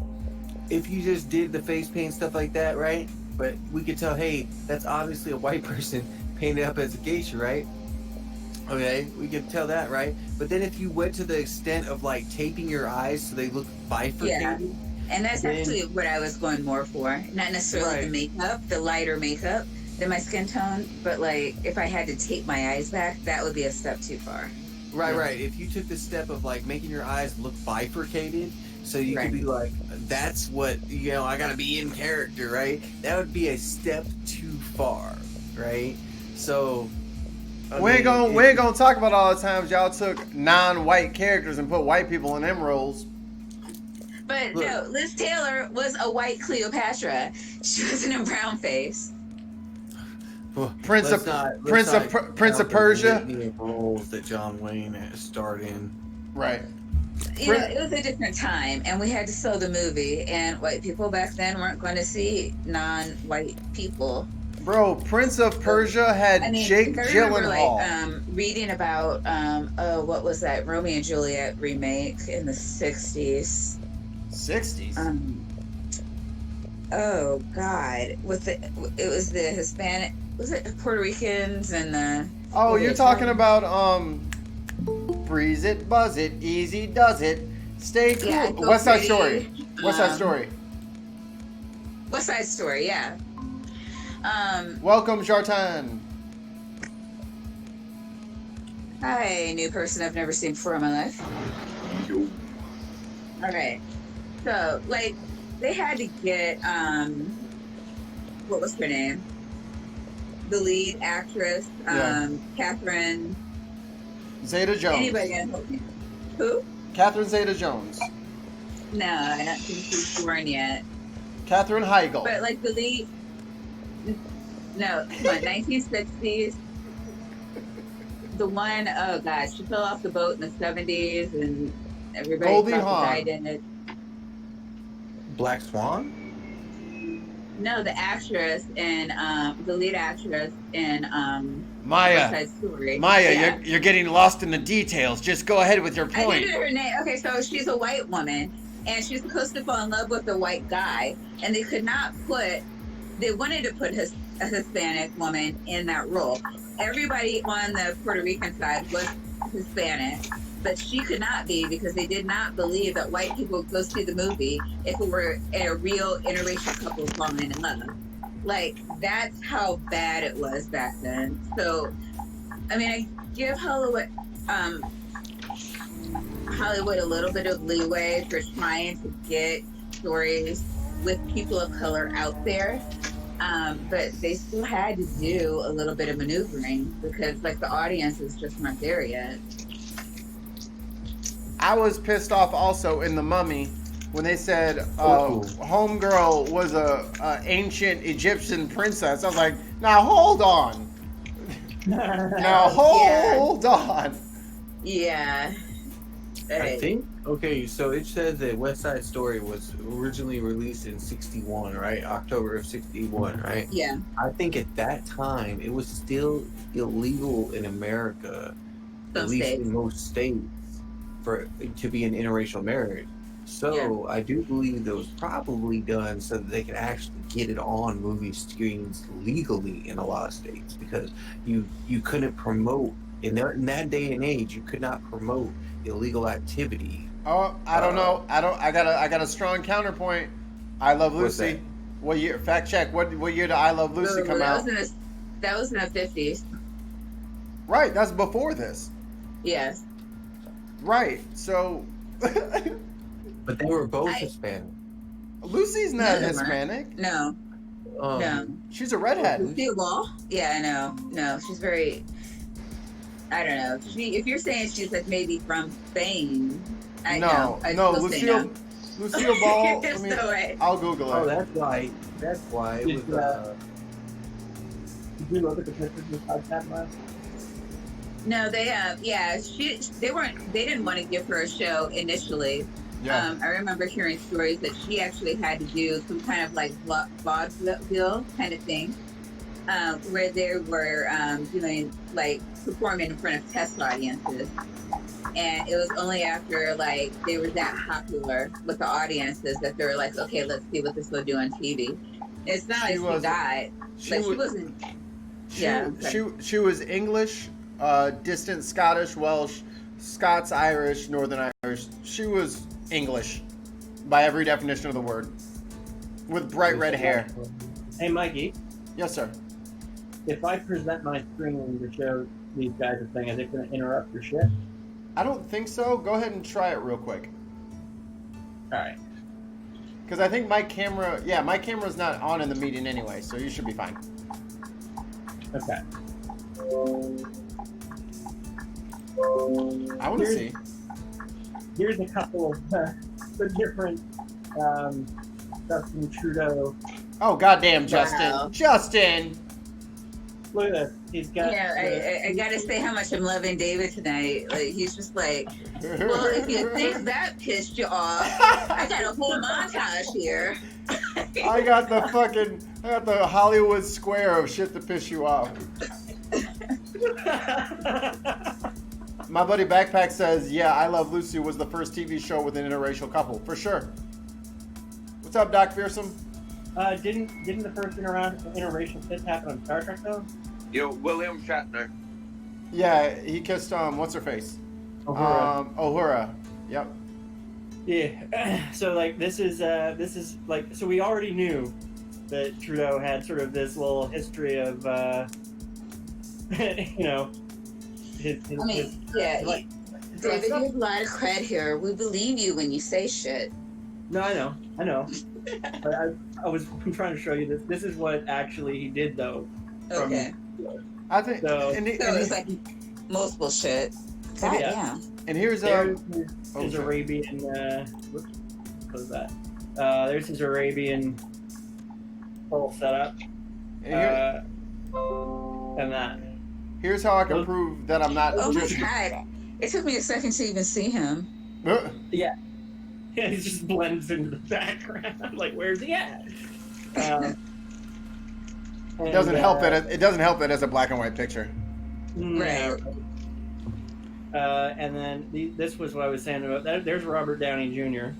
So here's something that, I mean, we're talking about shit from 60s, 70s, 80s, 90s, la da da. So Yeah. I am not a huge part of it, but a lot of my nearest and dearest are part of like the con culture, like Comic-Con and all that, Dragon Con and Wizard Con and all that shit, and everybody dresses up like certain things. I have Yep. never once heard any stories once, and I've been offered to work at those cons, but I never said yes. But having walked around, I've never seen any little white kids with afros and big, like, painted on red lips and black lips. Like, they never do it.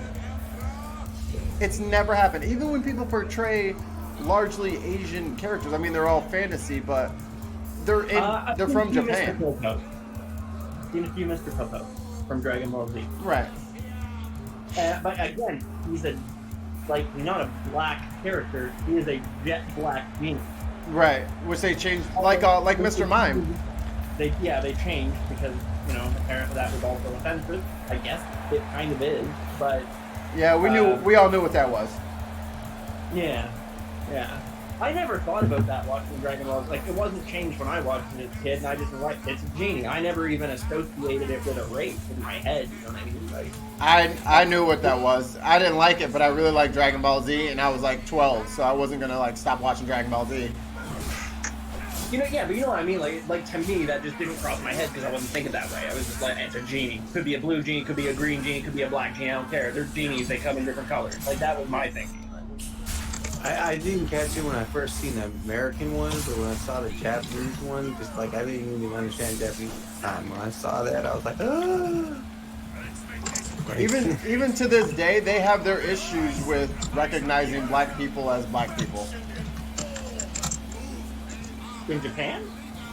Yeah.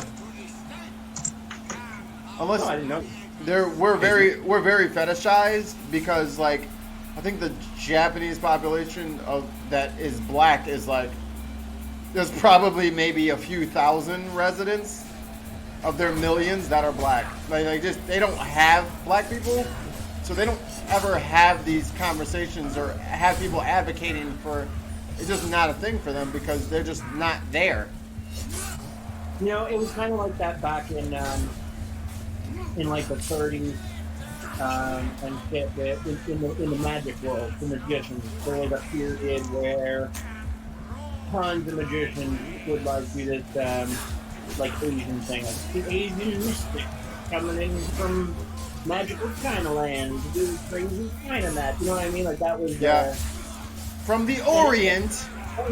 Yeah, exactly. They're from the Orient, from where they have thousands of years of mysterious practices. Because people didn't like know people in China. Like it was considered exotic at the time. Right? Yeah. And I don't think that made anybody racist. It was sort of like a set piece for like a justification for the magic. By today's standards, definitely would be racist. I think it was racist back then, though. Okay, Mikey. Yeah. Your adoring fans are asking about the inquiry. So, as much fun as we've been having with this Justin journey Trudeau. to Canada, I think you tried maybe 2 or 3 times to go over your notes. And, right. I think you started. No, don't be sorry. It's been entertaining. One second. But people are asking questions that I think Mikey has the answers to. So Didn't mean to interrupt you with the Canadian stuff here, sorry. no, you're fine. no, you're fine. Since I am fighting these barbarians from the north, I can't read your notes from here. I would love to help out. no, you don't have to read the notes because I have those memorized because I wrote them 5 times. What are they asking about? Why is Trump still here? When are we getting him out? I'm sorry. Let me look at specifically. That depends on a lot of factors. Yeah. Even if we get him out of office, I don't think we're going to get him out of office too far away from the election, in which case we're going to get Yang Gang anyway. So it's all good. Yeah, one specific question is when is Donald Trump getting impeached? And we can't get a date on that. What's your best guess on the timeline? So getting impeached and getting removed is 2 very separate things. He's definitely getting impeached. 100%. Mm-hmm. They're going to bring up articles of impeachment. They're going to launch the whole... And when you say they, who specifically are you speaking of? Congress. House and Senate? The House, well, that's the thing. The House starts it, and then it becomes a dog and pony show for the next however many months until it goes through. That's going to happen. The dog and pony show is well underway, but we were all waiting for Nancy Pelosi to pull the trigger and let it be a thing, and she would not let it be a thing. Me and Ethan disagree on this. Mm-hmm. I don't like people remotely getting away with bullshit. Well, I'm just saying, we're not allowed to sell stray cigarettes in the corner without getting the fucking death penalty. On the street, no less. You know? Not that Ethan is an advocate for this, but even if we're not going to be able to get him out of office, anyone who commits high crimes and misdemeanors in the office needs to be brought up on impeachment things. I don't care if it's not politically expedient for us. That's the fucking rules. Right. You don't get to do that, period. You don't get to change the rules just because it's inconvenient. Or let's think about it this way. So let's say I'm speeding at 200 miles an hour down the road because something very important has happened and I have to get home. I'm still going to get pulled over because it's against the law to drive that fast. It's not safe for everybody. WWE superstar. Mikey, come on. You're Mitsubishi top title. Oh, fuck off. Zartan, quit ruining my dreams. I got a Nas bottle in the back truck next to my subwoofers. It'll go like at least 300. But anyway, let's say I'm 300. Sure, it's your stream. Well, let's say I had what's it called? Oh, how do you get in here? Oh, I'll stand on this. You go in. What just happened is Jar 10 said you're not too fast, and now you're furious, right? I will not dignify that with a response. So, the most important thing for us to... Oh my God, what are these?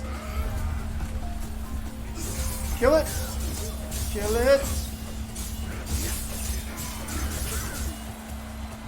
Alright, cool. Alright.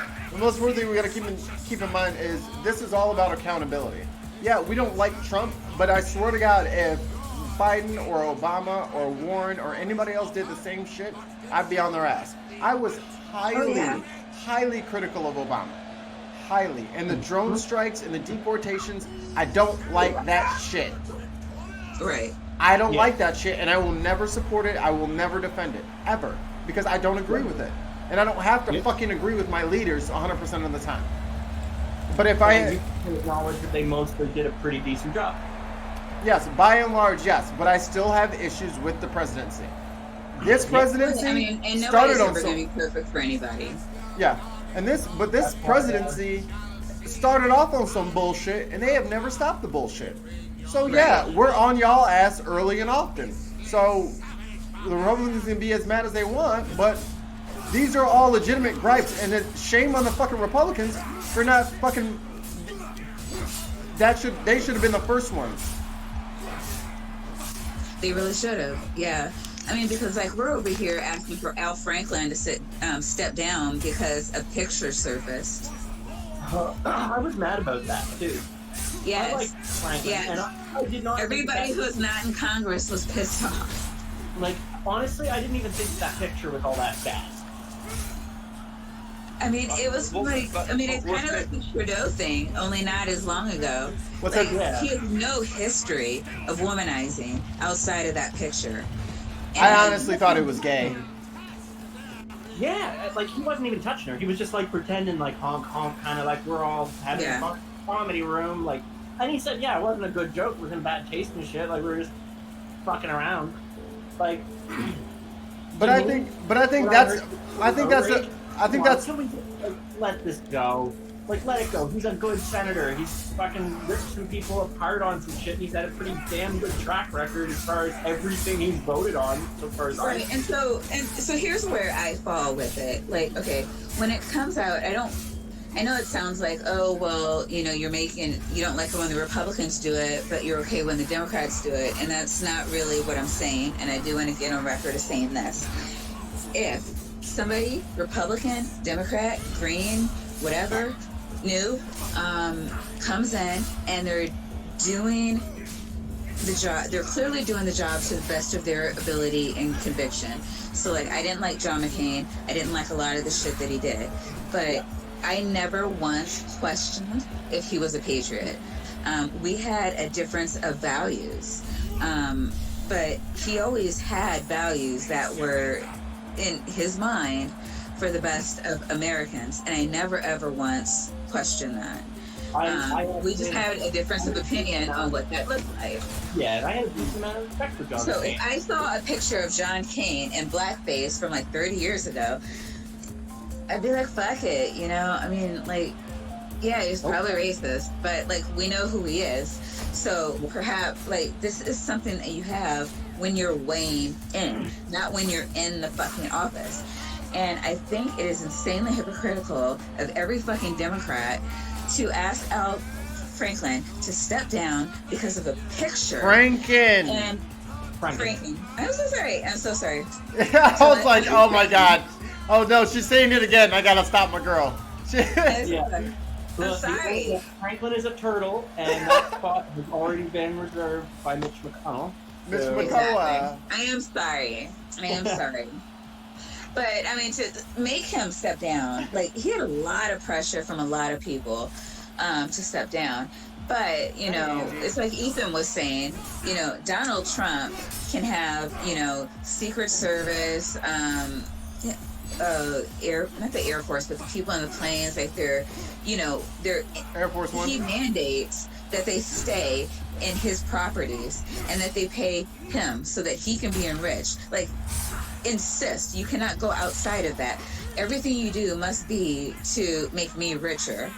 Like, I don't understand you let somebody step down with a picture when you have this other guy over here, like, daily breaking emoluments, the emoluments clause, and then your happy ass goes on TV and says, oh, I don't think there's any reason to impeach. Or even ask him to step down. All right, Lucky. All right, just give me a second here, because you're mixing apples and oranges here. The whole point about this, you're talking about him enriching himself on his presidency, in the same time as he's talking about sexual harassment allegations. So that's not the same thing, and can't be talked It's about. not. It's not. It's one example of so fucking many. I'm just trying to narrow it down because I could go on for 2.5 years of the things he's actually done.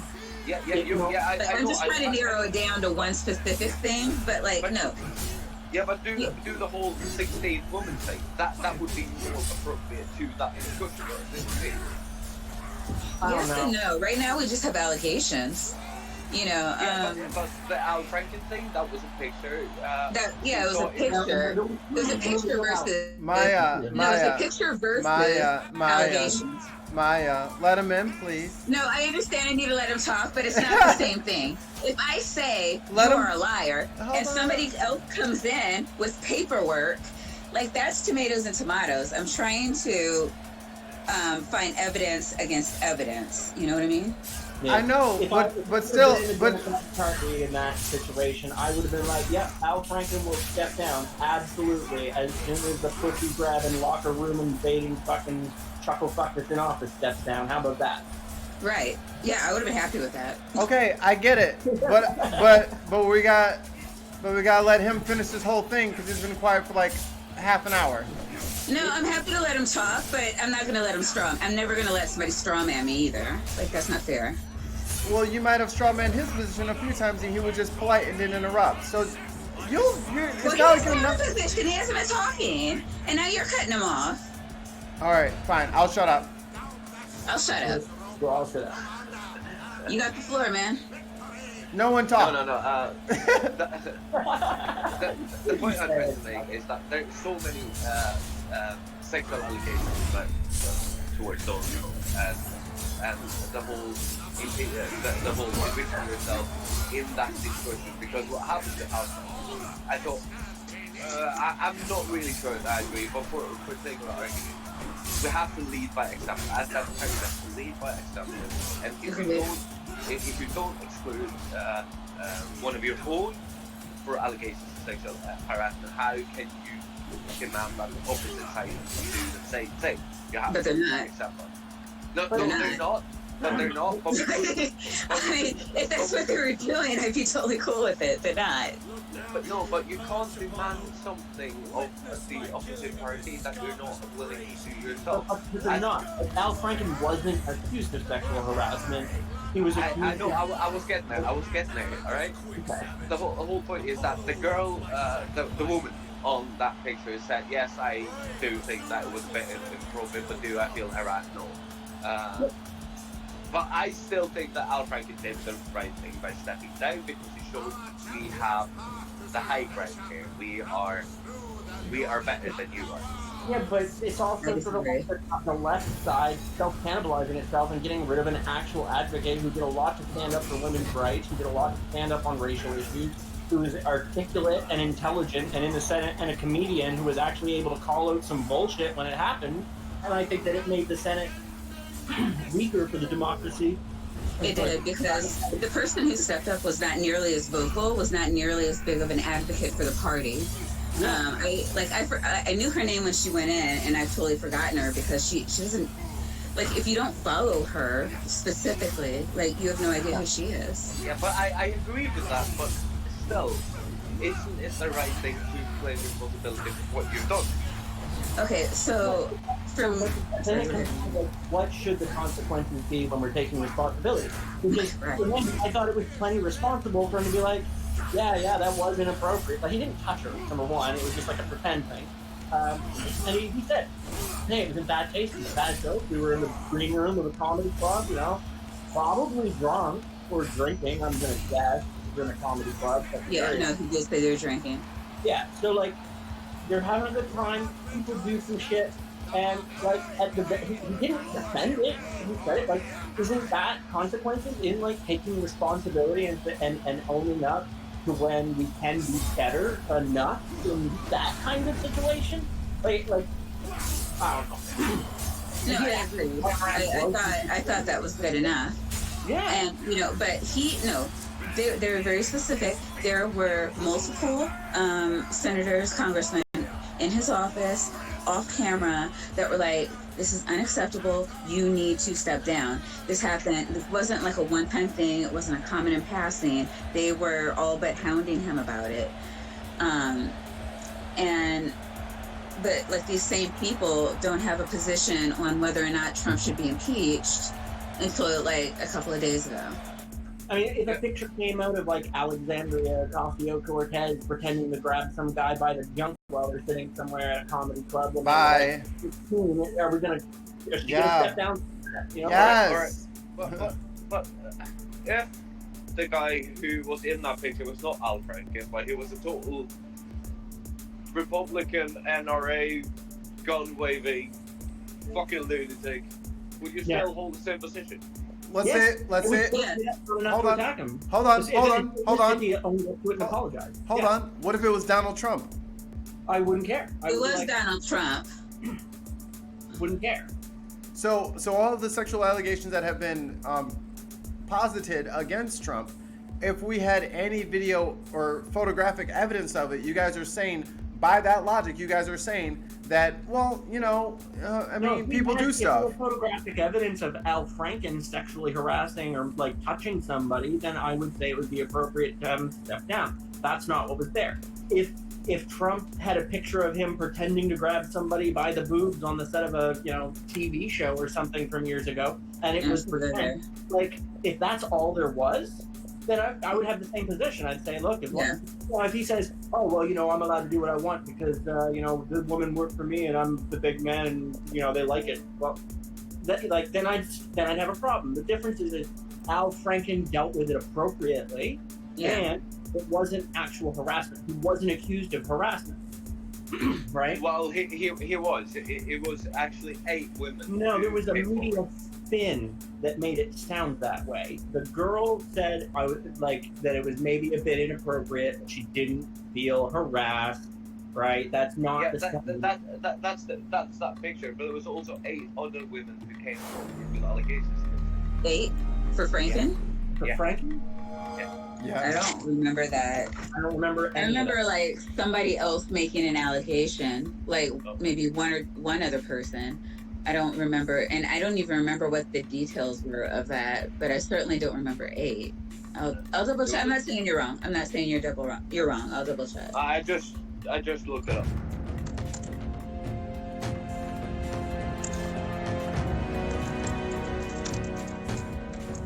I mean, if I'm sending him for a bad reason, then I'll correct myself. But at least for what I know happened, I don't think it was appropriate. Put a link in the site chat. He's driving. I believe that from what I remember, I can't read a lot of things about writing, but from what I remember, there was several instances where he has been inappropriate towards women, and they felt that it was. Do I feel that it was an overreaction? And do I feel that he was kind of a collateral damage to the whole Me Too hysteria that I feel like went on for a while? Yes, I do, but at the same time, he stepped up. He owned it and he stepped down. We, the Democrats, hold their own people responsible, and the Republicans do not. And we're better for it. I agree. Well, nobody's holding the Republicans responsible for anything they do. That doesn't mean that we should hold a lesser standard for our people, though. I'm not saying it. Well, okay, so we hold no standards for the other side and the highest possible standards for our own side. Even when they've tried to do the right thing, there is no right thing. You make one mistake and you're dead forever. Like that's fair. I don't agree with you with that, because I feel like the Democrats are pointing out when the Republicans are guilty of wrongdoing. Not the leader. Newbies, not the leaders. But it is when the Republican Party totally refuses to oust their own, and they stand behind their own in almost a religious way. It's just there's really nothing they can do. But that doesn't mean that we should lower ourselves down to their level. We should still hold ourselves to a higher standard than them. So, and that higher standard that should be the base level. Okay, you make a mistake 10, 20 years ago, and you're done. You don't get to work anymore. That's the highest standard that you like. It's the highest standard. That's an insane standard. That there's no redemption. That people can't ever like make a mistake and get over it. Like that is insane to me, especially when they've been doing the job. Again, when you're trying to fit for character, that's when this comes out. But like somebody's been doing the job well, this is no longer part of who they are. You don't cut their head off. There should be some path to redemption. Oh, you know what? There was the other thing. The other thing that Al was accused of is that he was doing a stand-up set, like sketch comedy, like improv with a bunch of people. And in one of the improv scenes, there was a girl on stage, and he like kissed her as part of the scene, but it wasn't like agreed to. And they were no, that was the same girl in the photo. The same one? Okay. Mm-hmm. Well, yeah. So okay, then that's the same one. And they said that like they didn't feel harassed, but they like. Yeah, no, she said she felt very uncomfortable around him. Like she definitely should not have been around him anymore in her life. Hold on. Got a couple questions from the chat. Okay. Fidim asks, do they have to call an election in such an event? We have a line of succession in America, so the vice president and then Speaker of the House or Secretary of State. No, there's a line of 20 people. Yeah, there's like 20 people in order that have to die or be removed before there's another election. And then Doc Fearsome says, is there anything Pence has done that can that they can bring charges on? We were getting into that before the stream ended. Yes, in a way, but I won't spoil it. Because he was part of that transition team, and he did know some things in the wrong time. He knew about some shit and didn't say anything, and we'll talk about that tomorrow. Pence will become Pence will be complicit with criminal activity. Correct, which at least makes him an accessory. Yeah, and I understand what Ethan was saying because like Thanks, Tony. Nothing's been leaked on him. Like we don't know what he knows, but we know that everybody that he was interacting with went to jail. All of them. Here's the best thing about our democracy. That's why they have briefings, and that's why all of that is written down. All of that is not public, but all of it is written down. We know exactly when he knew what he knew. Yes. And they didn't do anything with him for the same reason they're not doing anything with Trump. But like when I wrote in the side chat, Pence will be easy. Trump is being held in the office right now because he is so beloved by the party. That's the only reason he's still there. No, but everybody hates Pence. And the ones that don't hate Pence just are completely indifferent towards him. There's no safety net for Pence. So I'm not really worried about him staying around too long. I don't know if I agree with the whole beloved by his party because I don't think that is the right party. But I think no Republican has been more loved or has had higher ratings in party than Trump ever. That is not true. Who else? Reagan.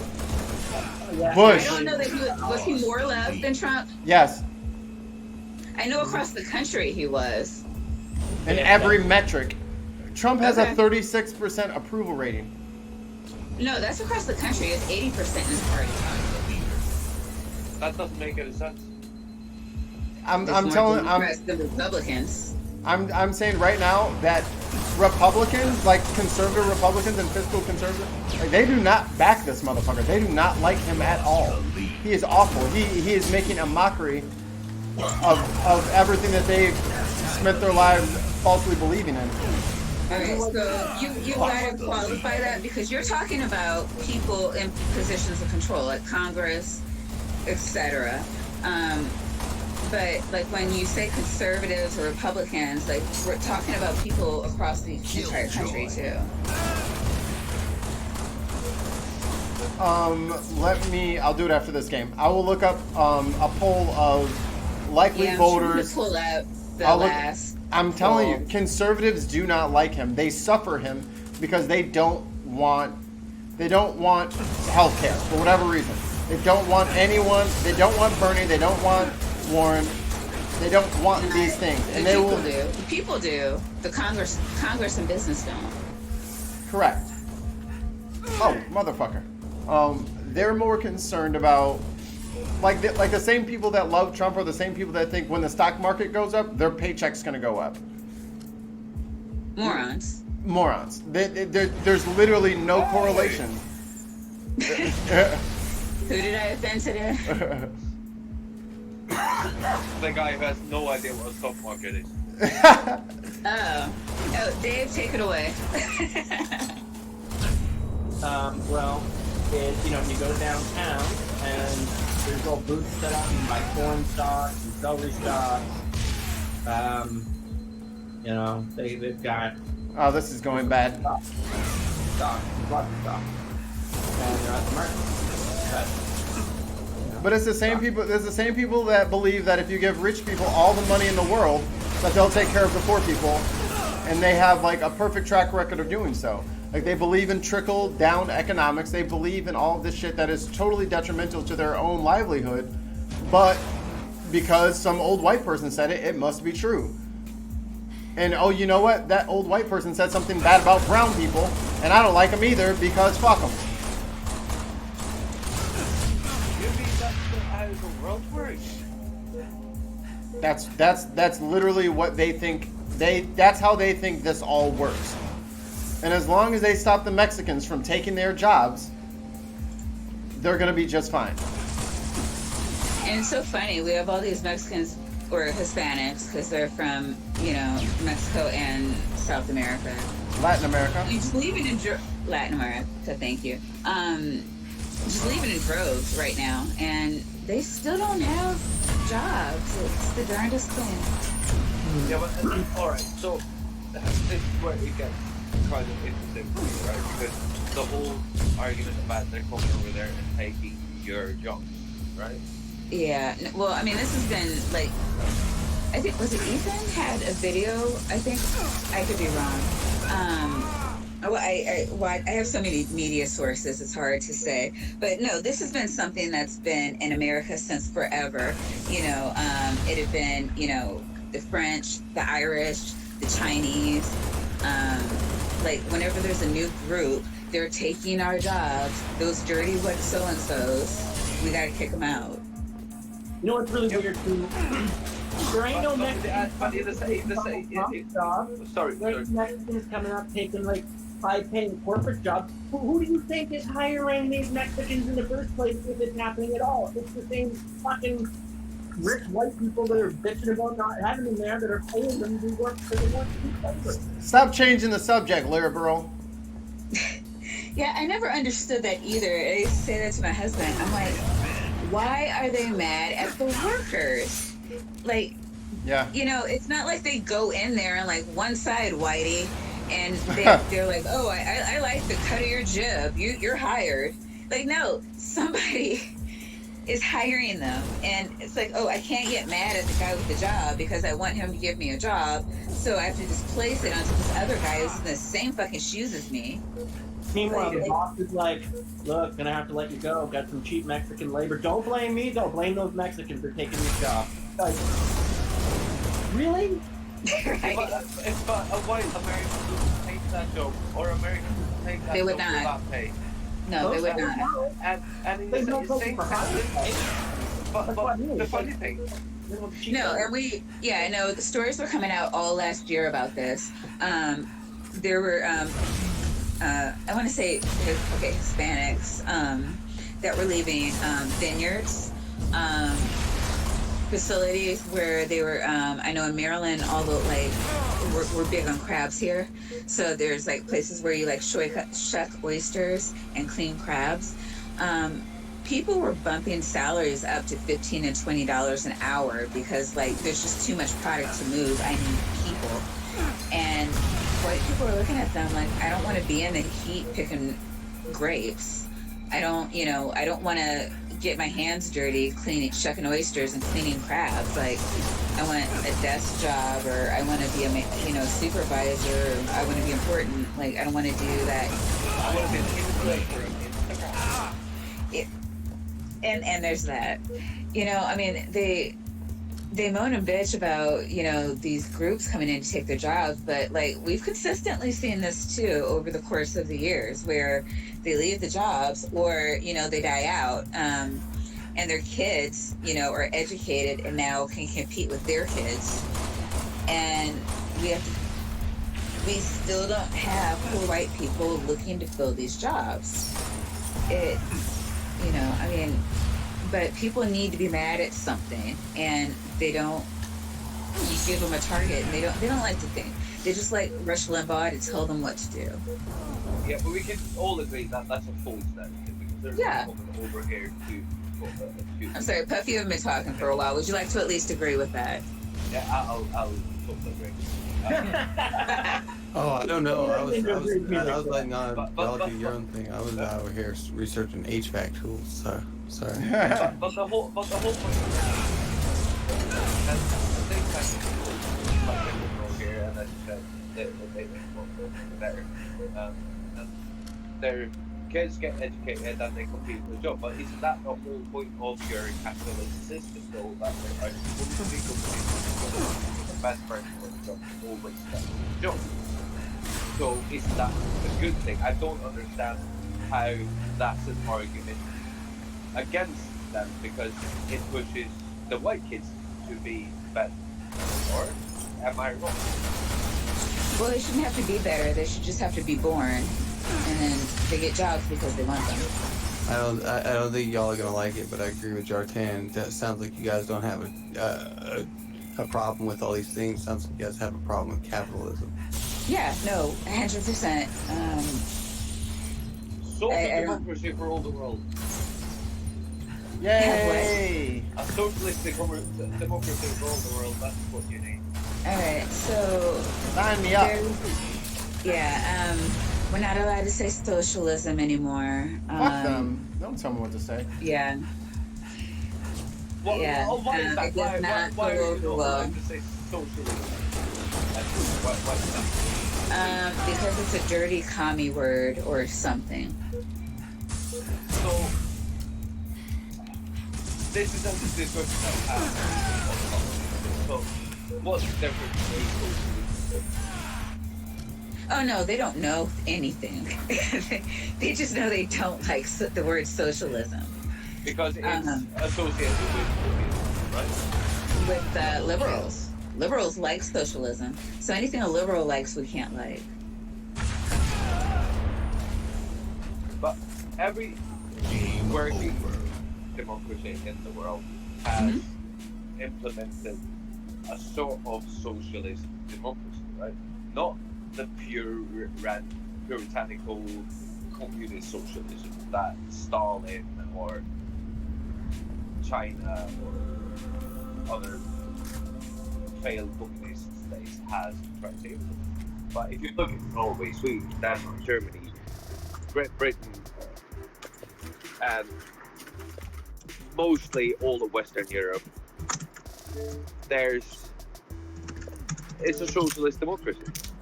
Like, that's how it works. It gets implemented all over, and getting spooked because Republicans want to own the socialist word is just dumb. It's just stupid. It's Yeah, I don't think any pure form of Can government I give a much can more? exist. Can I give a much more in-depth and nuanced reason why Please, Puff, socialism or please. social democracy is it's a big Better? no-no thing in America, right? Okay. It's because that me making all that feedback. I hope not. I'm not sure who that is. That's Mikey. Mikey, your microphone is acting. God damn it, Mikey. I'm trying to turn my game down. She's saying the game is too loud versus you guys. And I don't think I have a volume control on this game, so I'm going to switch games. Pick something quieter. Or we're getting like this weird feedback hum thing. Thanks for your mic. But anyway, so in America, what happened was we had the Great Depression, right? So during the Great Depression, we had a large organization of labor in America, right? There was an actual Communist Party in America. There was Socialist Party in America, and there was a large movement of unionization of workers and the workforce in America. Well, then the Great Depression hit, right? So during that, they basically worked to hold America together as much as they could, but they realized it was impossible to do it from the ground up. So what they did was they went to the president and they said, hey, we elected you and we have the numbers to make sure you don't get elected again. So if you want to get elected again, you want to stay in office, we need your help. You got to help out America. And so the president went, and he went to the rich people and Rockefellers and everything, and he went to them and he said, look, here's the deal. There is a looming revolution. If you want to stave that off, then what you're going to need to do is you're going to have to bail the country out. You're going to have to fix the problems of the Great Depression, right? And he said, so what I'm going to need to do is I'm going to take half of your money, and then I'm going to borrow the other half and pay you back for it from the government. Okay? Mikey, the feedback's back. Doesn't believe that. So he said that, right? Half of them went away from the table and said no. Half of them joined in, right? Half that joined in, they're marginally wealthy now. The ones that said no, they're the Koch brothers and stuff like that, and they are extremely wealthy. When they walked away from the table, they set about an organized campaign to shut down organized labor.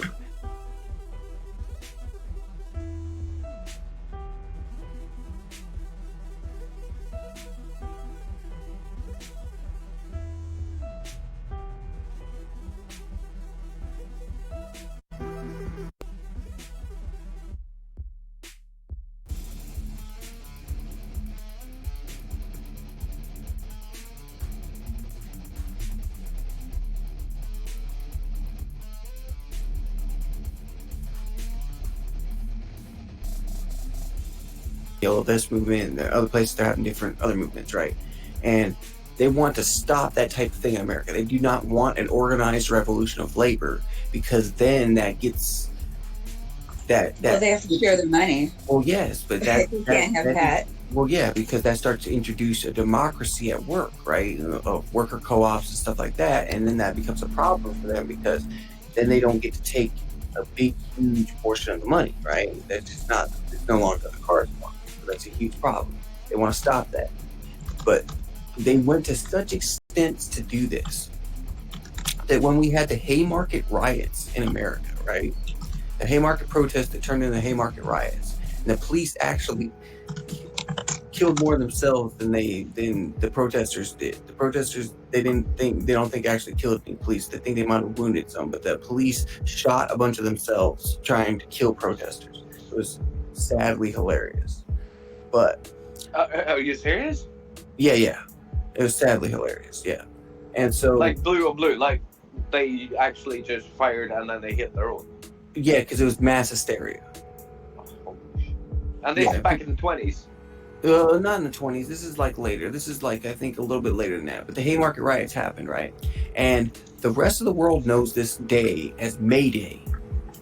But we don't have it in May. We have it in September, and we know it as Labor Day because they agreed to have a day to memorialize what happened and honor labor workers in America, so they would sit down and shut the F up, right?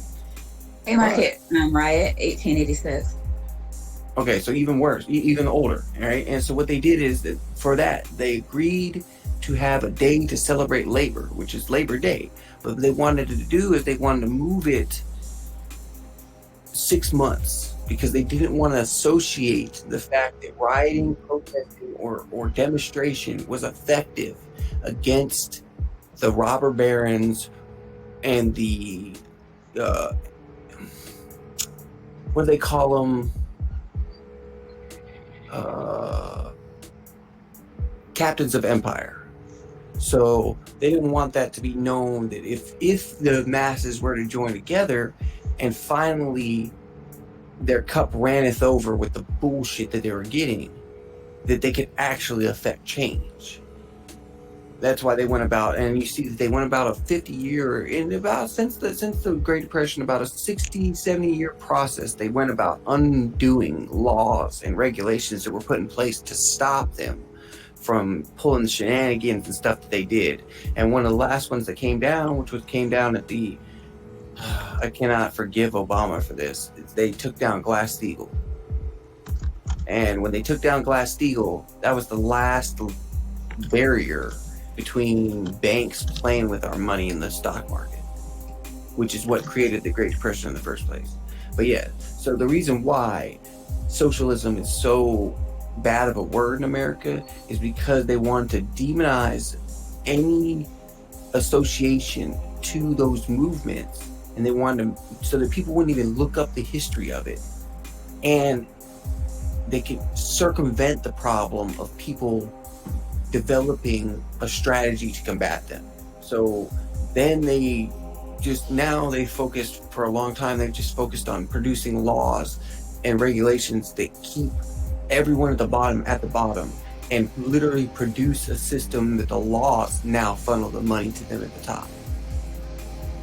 Yeah, but this is how it's kind of difficult for me not living in America and looking at it from outside perspective. And that's a legitimate response, because if any other country in the world looks at that situation and says that's effing crazy, right? And I'm sorry, what? but when I've had these discussions with Americans and I ask, like, why are you so bad?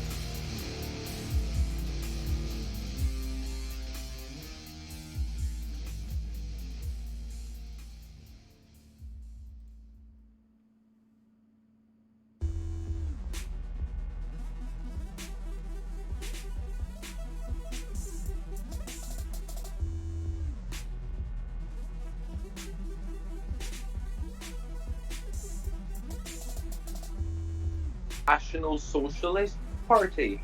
He was not a fucking socialist. He was a fascist. Like, he wanted. Well, we don't educate our people. They don't actually know what a socialist, capitalist, fascist, any of it is. Yeah, they know what. I can't remember her name, but she was on one of these calls. So she was like, "I don't want the government to tell me what I'm allowed to own," and I'm like, "No, but nobody tells me what I'm allowed to own, how much money I'm allowed to Well, earn." that's not socialism, though. No, the socialism isn't telling people what to do. Socialism is paying your dues.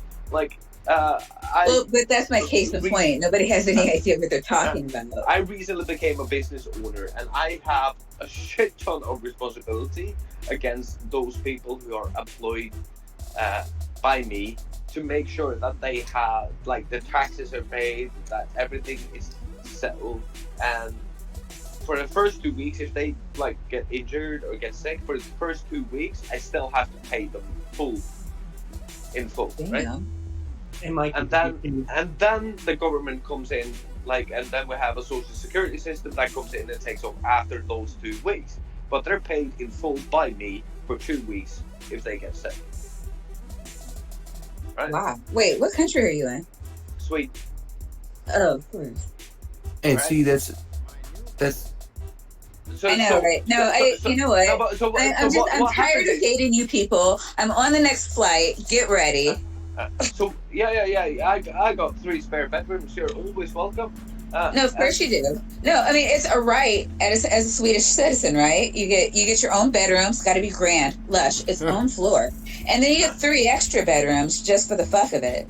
In case your American friends want to come over and be jealous and mad.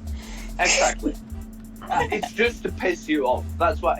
Everything I do is to piss Americans. It does. Because I'm like, we could fucking have this if we weren't filled with such rancid, evil, money-grubbing fuckers. Yang gang. And there's also. Did you see the tweet from Yang that I just posted to you in the You know what, Canada? Yeah, but it's also the whole thing about me, myself, and me first. It's not about the community. It's not about everybody else. I pay more taxes than I have to, and I don't mind. I could probably write off a shit ton more than I do. Oh no, they would burn shit here. Yeah, but guns would be bought.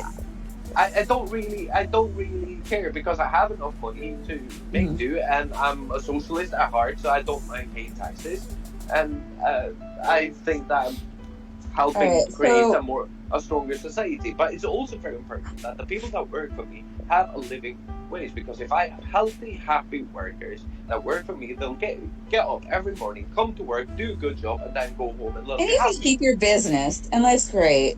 You probably don't have anyone like Rush Limbaugh or Fox News in your country, like selling the people lies for the fuck of it, right? Of course you do. Jartan, is there any way we can get a little bit more you? Because I've been trying to fuck with the volumes, and I just need more signal from your end. Can you turn up at all?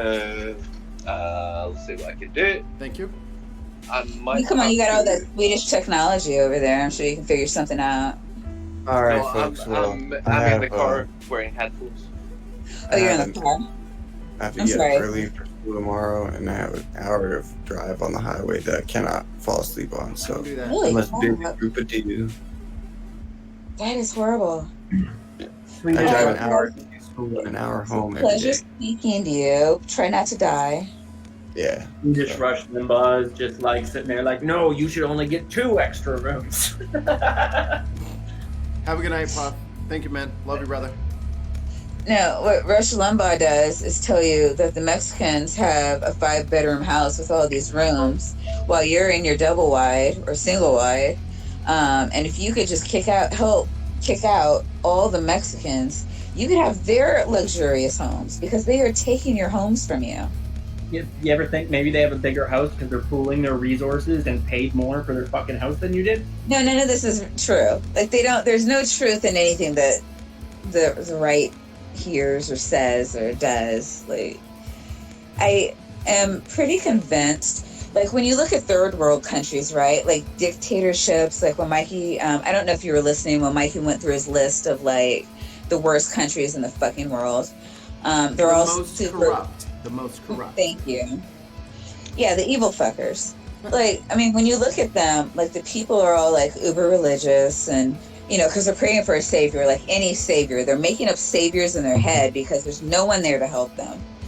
And they are, you know, poor. They have no money. They are, you know, they're working a number of jobs. This consumes all of their time. They don't have time to look into what their corrupt government officials are doing. And if they had the time, they wouldn't know what to do because they're stupid, because they don't educate them.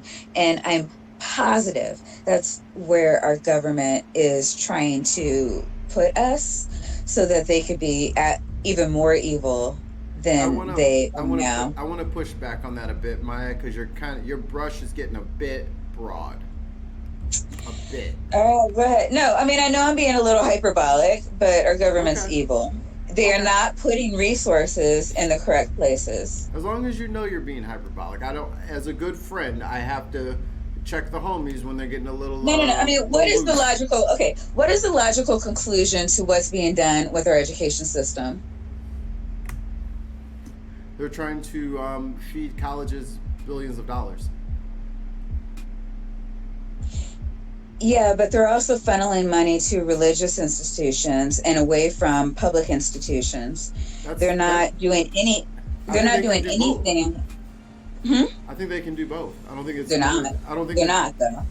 But they're not. But they're are. Actually. No, they're not. They took money from the education. Like in the budget, money came away from education. No, what person did that?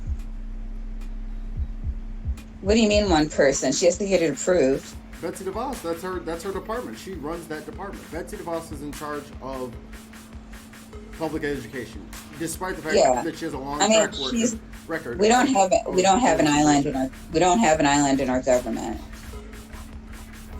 10% of her budget was stripped from her. Which is the national budget. But that's the federal funding to schools. Not all schools are funded by that. But you weren't asking about the funding of state versus federal. That you were asking something different. Like, what does the education system do? And that's why I answered the way I did. Right. I mean, we're not. Yeah, but that was my second part. Like, we're not doing anything to address the issues that and the discrepancies, and inequalities in the education system. We're not doing anything to, we have all these standardized tests where we're teaching kids to pass tests. And we're not, there's like not really a lot being done to harness like what they're actually learning, retaining, what are we moving away with? What is of use? Like that doesn't seem to be an issue with them at all. And they keep it's pissing me off that they, despite them continuing to take our Social Security from us, they keep trying to dip into the fund, calling it an entitlement, and it's to fund, other bigger businesses. They redid the tax code system so that all the biggest businesses could walk away tax-free. Small businesses would have a maximal tax. And over the course of 5 years, poor people are being doubly taxed. The middle class is being taxed at a higher rate than they were before this. It's just things like this that, when I'm seeing it, it's just like, well, how would you go from a first world country to a second and third world country? You would start to do stuff like this.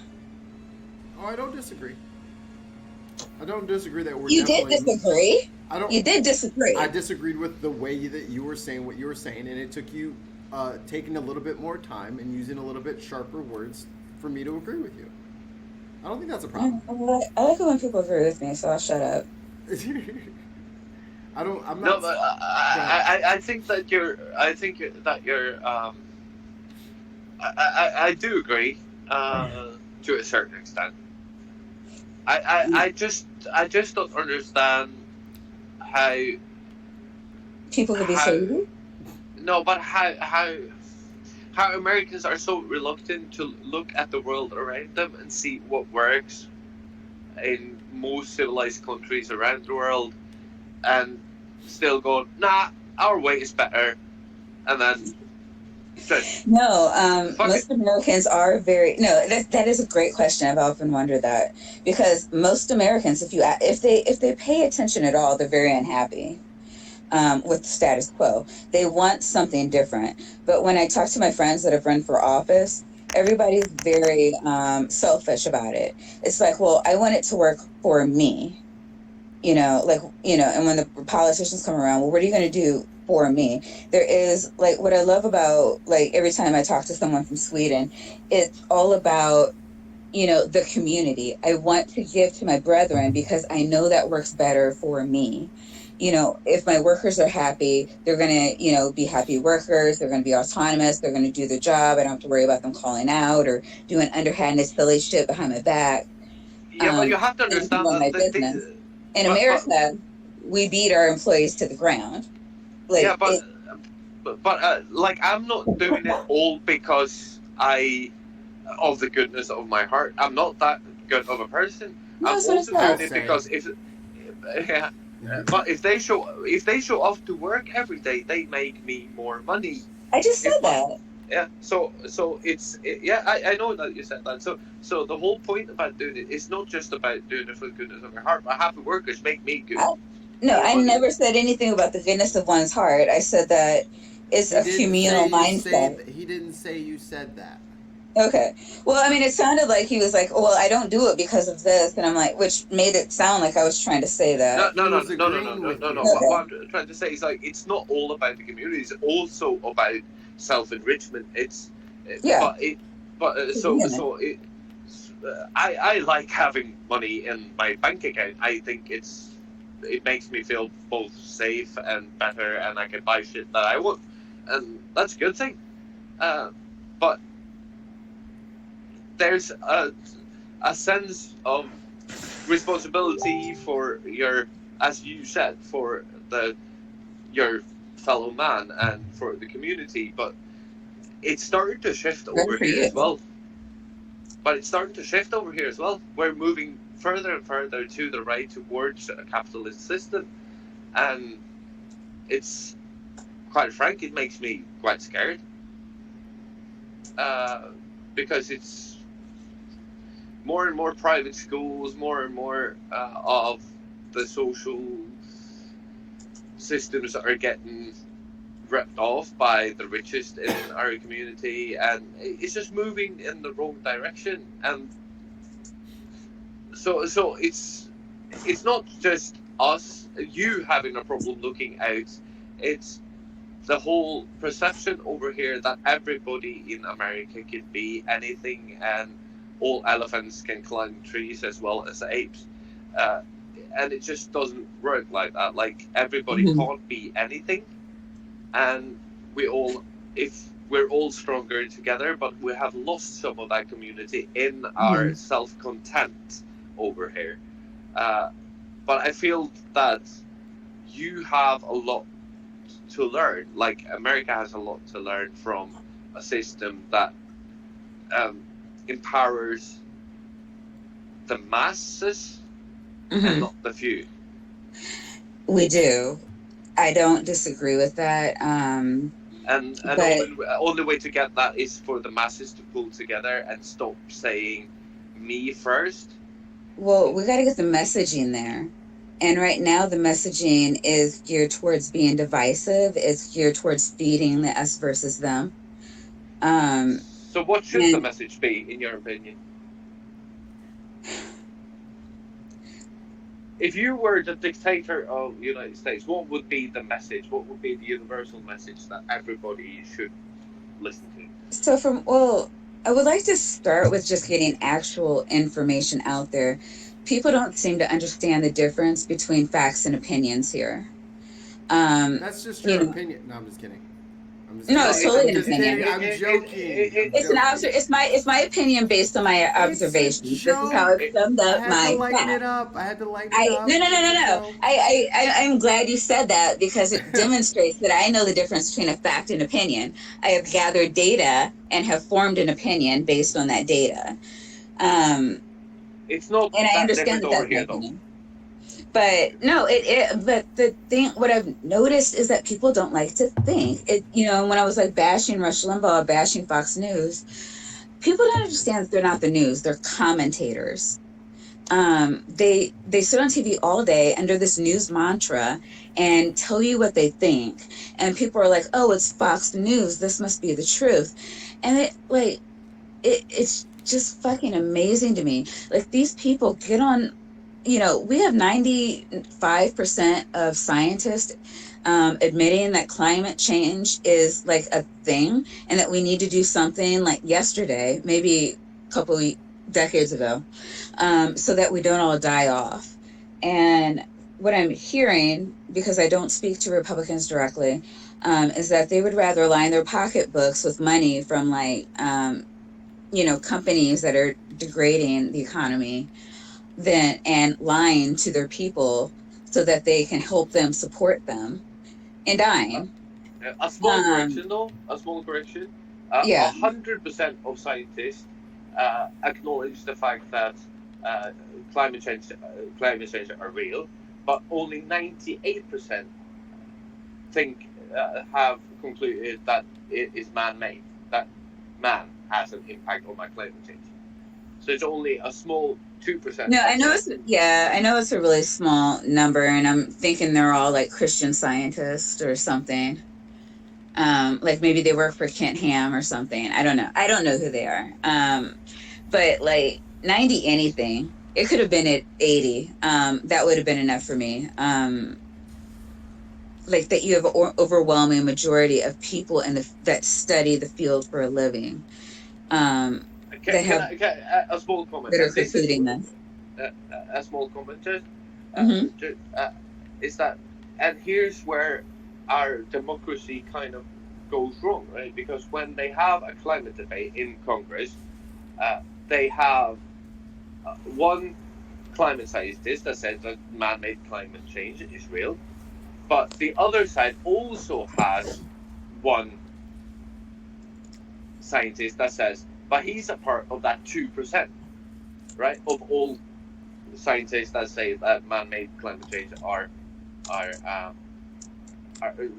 is not a real thing, and when you have, and it makes that perception that you have a 50-50 divide, because you have one scientist on the for side and one for the against, but that's not really Right. accurate description of what's going on. But because we have the system that we have over here and as you have over there, it makes that appearance of there being a 50-50 divide, which is just wrong. Sorry, that was just my comment. No, it's 100% disingenuous, and they do. I don't even know that they hear from the actual client.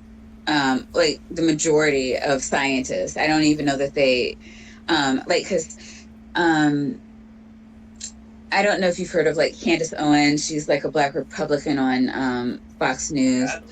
I saw her.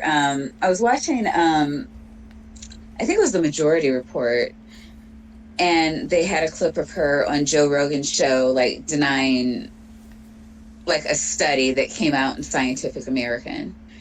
And she was like, well, I don't know if I can trust that site. And like everybody's just like laughing at her. And she's like, well, the liberals, they put the stuff together. They just, so that we look weaker to our enemies. And I'm like, that would, okay, so like you just put a whole bunch of English words in a sentence and didn't even care if they made sense. Like, this is what you're telling people. And it comes out of her mouth and people believe her. Like, this is the kind of like abject fuckery that we in America have to deal with on a day-to-day basis. And when I'm saying like people don't want to think and don't know how to evaluate facts and don't like, they want to watch cat videos and be rich. Like they don't want to think. There is space for all three of those things. I'm just saying. I'm not a huge fan of cats. They're all right. Their videos are hilarious. I'm a big fan. I don't think that being rich is a problem. But I also understand that I have responsibilities as a citizen and as an adult. Mm-hmm. It is the people who do not acknowledge and accept those responsibilities that are actually our problem. Because I have tons of Republican friends. I won't say tons because I don't have tons of friends. I have enough Republican friends where we can go back and forth and argue about these things, and they can just be wrong, and I can tell them they're wrong, and they can try to fight me on it, and then they can be wrong. And we go on from there. But I'm all about the argument. Because I think that's kind of where compassionate, empathetic, and otherwise intelligent people, that's where we normally lose ground, is because they don't interact with us. They just interact with like-minded folk, and they keep it moving. You know what I'm saying? Like they don't get a lot of opposition. They get a lot of echo chamber. Right. As much as me and Jartan agree on shit, I can't count the hours that we've disagreed on shit. Yeah, there's been a few times. You know what I'm saying? Like, as much as we think that this should happen, the implementation of that thing that we agree on is not always the same. It can't look the same in the U.S. as it does in Sweden. He knows. He knows more than he's letting on. He's trying to be. He's being coy right now. No, that's cool. I'm an American. I'm probably too stupid to comprehend it. What is this? What is this? I'm an American. I'm too stupid thing. Like, we're all Americans except for Jartan and David. Oh God, and David. It's a takeover. It's a takeover. Please take us over. Either country. Take me to the leader. It's all part of our, 100-year Maple plan. The syrup runs deep. That's the word that triggers me as the agent. I'm sorry. Like, all the IKEA warehouses are fucking Reynolds and fucking people like that hear it. They're just gonna start burning down the White House again. Like, you gotta be careful with that shit, Mike. I told you that's a secret. My bad. Or we're not screaming.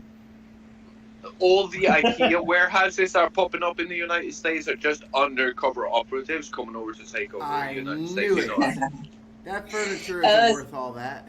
No, it's smart. If the aliens were to take us over, it would look just like that. Yeah, that's why they all live in places that we can't pronounce. It's alien. No, we're just too stupid to like read shit, and it looks alien. I don't agree. I'm sorry. So I've been arguing with idiots on Twitter all day, and I'm not having a lot of faith in my fellow mankind today, which is why I'm not frequently on Twitter. I like to believe that people are smarter than they actually are. But Republicans, Trump supporters, are just, it's really crazy. Like the mental gymnastics that happen in their head to justify everything he does. I mean, because there's like facts, and then there's what what they believe, and which is not born out of facts. I'm not really sure why they believe what they believe, because like if you look into anything, it's just very clear that it's not what they believe. So they don't read. They're not interested in facts, and I mean they want to be told what they want to be told, and once they hear that, they cling to it, and you're SJW, you're commie liberal. It just Now, it gets a little crazy. There's no reasoning. now, I don't know. not to give away a whole bunch of my theories and methods on how I do things, but Okay. that's kind of the point in talking to them. As much Right. as much as they, as Like, much you as won't they, get your theories and methods, but you're like fucking outing all the Canadian plans. Like, what the I fuck mean, is they that? don't listen to facts. no, but that's the thing. Trying to Though. explain it. That's the thing, though. So you don't come with facts? No, What are you talking just about? you just use what they say. Like there's not one Trump supporter I've ever met that I Mhm. can't spin Trump's own words into something that they believe from the opposition. Wait, what? Exactly. Oh, They're- well, why didn't you say so? Because here's the thing, Trump supporters are not politicophiles. They don't know a lot about politics. You're saying. They're populists, and they're just following their guy. Well, I've said that. Well, here's the problem with their plan. They Yeah. don't know how he actually feels about anything.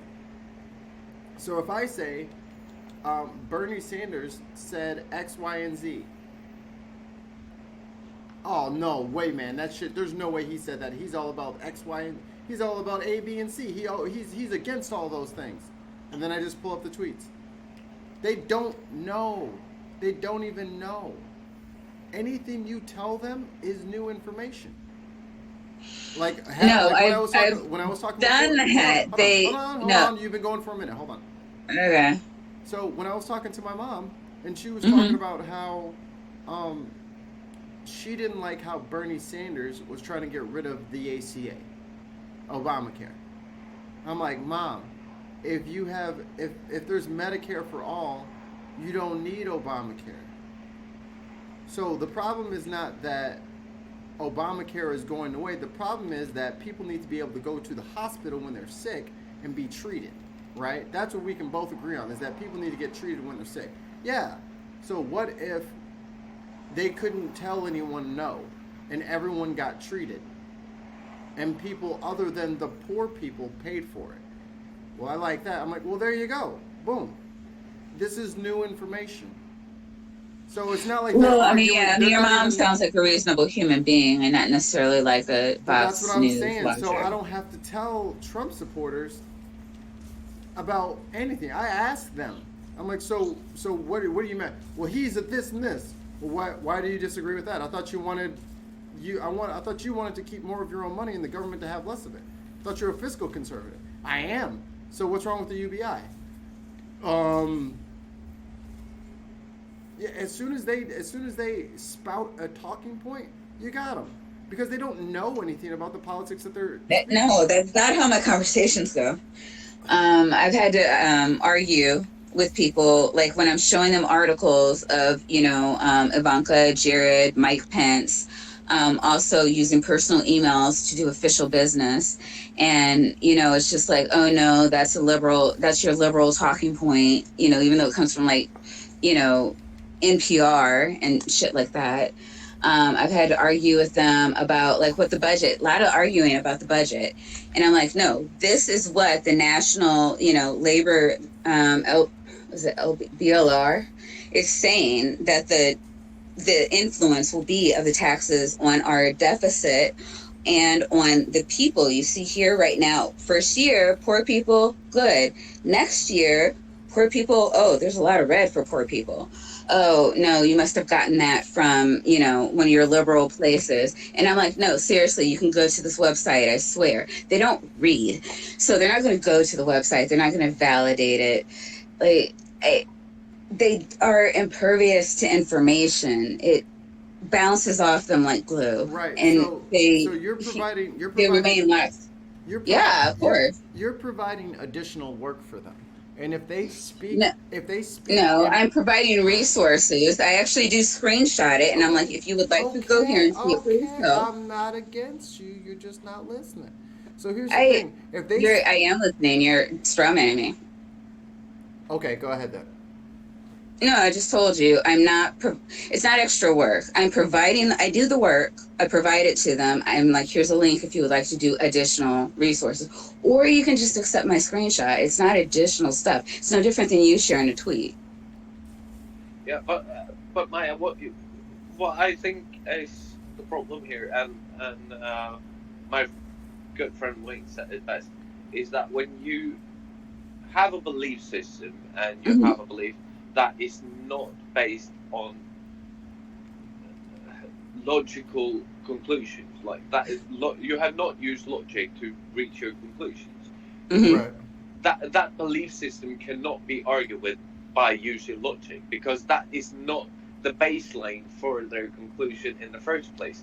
So trying to implement logic in that is almost it's going to make you frustrated.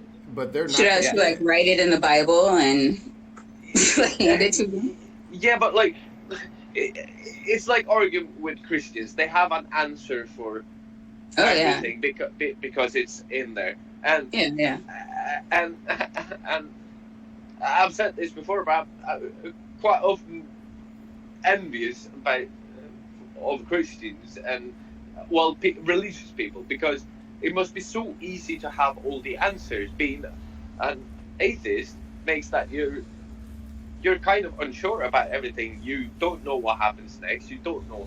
You see what I mean? So when when we don't agree on a baseline of facts, that's where we go wrong. And when you try to argue against a belief system using facts, that has never worked in the history of the world. That it just doesn't work. The only thing you can do is try to get them to, like Micah said, dig their own route. You got to give them rope. There's no rope. Trump said the sky is red. What am I supposed to do with that? All right. So I would have asked them, what color is the sky? And they would say blue. And I'm like, well, then you hate Trump. I mean, but you're just saying don't argue with them. And that's really not an option if we're trying to change our country. Now who's strawmanning? A really great sunset. I said I definitely argue with them. I did not say do not argue with them. I said maybe try a different approach. That's all I said. Do not use logic and facts when you can't agree on a basic fact, like a baseline of facts. When you can't agree on a baseline of facts, you can't use those facts because they won't believe in them. And the fact that I have to use facts and belief system in the same fucking sentence in 2000. Well, I mean, no, that's my issue. That's my issue. Fucking insane. That is fucking insane. But you can't. We have never been able to convince a single religion that these are the facts, but I don't believe that. And it's like, okay. So then you have to, like Mikey said, give them a rope and see where you can go from there. Use their flawed logic against them. Do not implement your own before you've got them to say, oh, shit.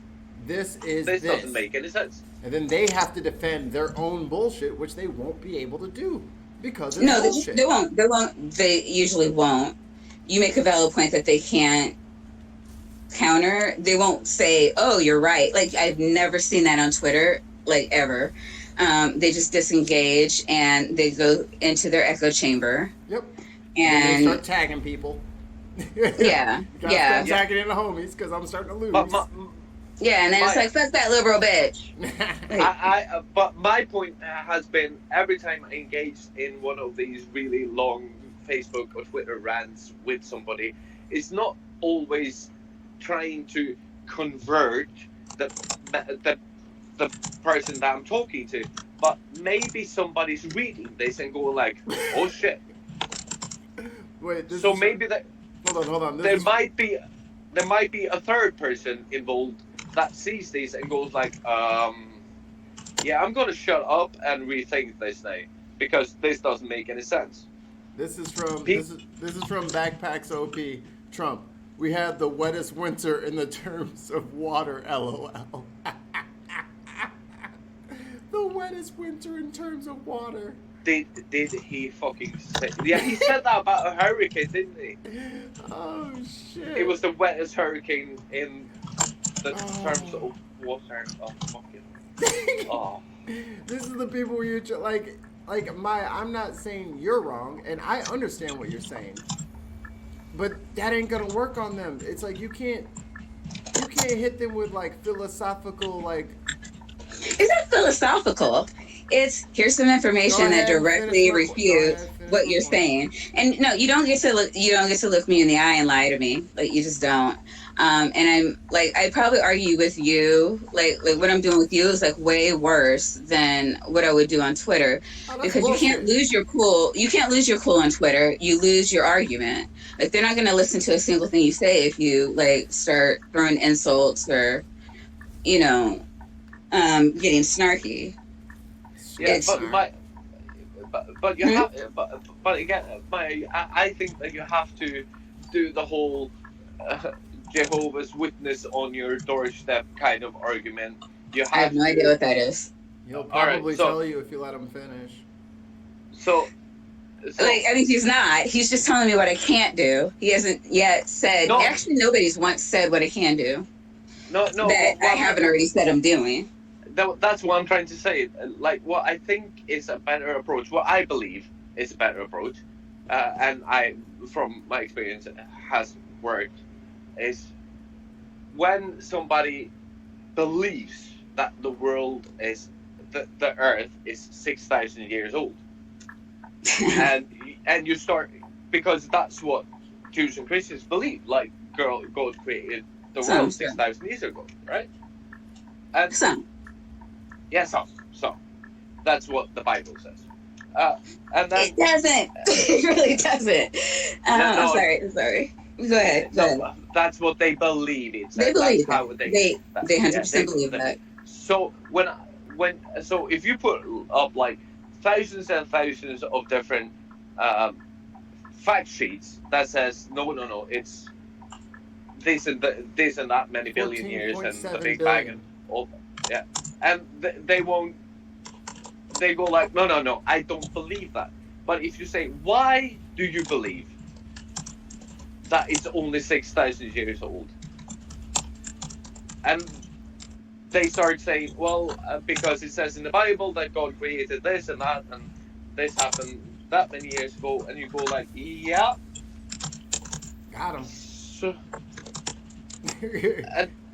yeah, but then you ask them questions about their belief system that makes them have to answer, instead of trying to convince them using facts and figures. Because as soon as you start using facts and figures, they're gonna go like, no, I don't believe in your facts. I don't believe in your figures.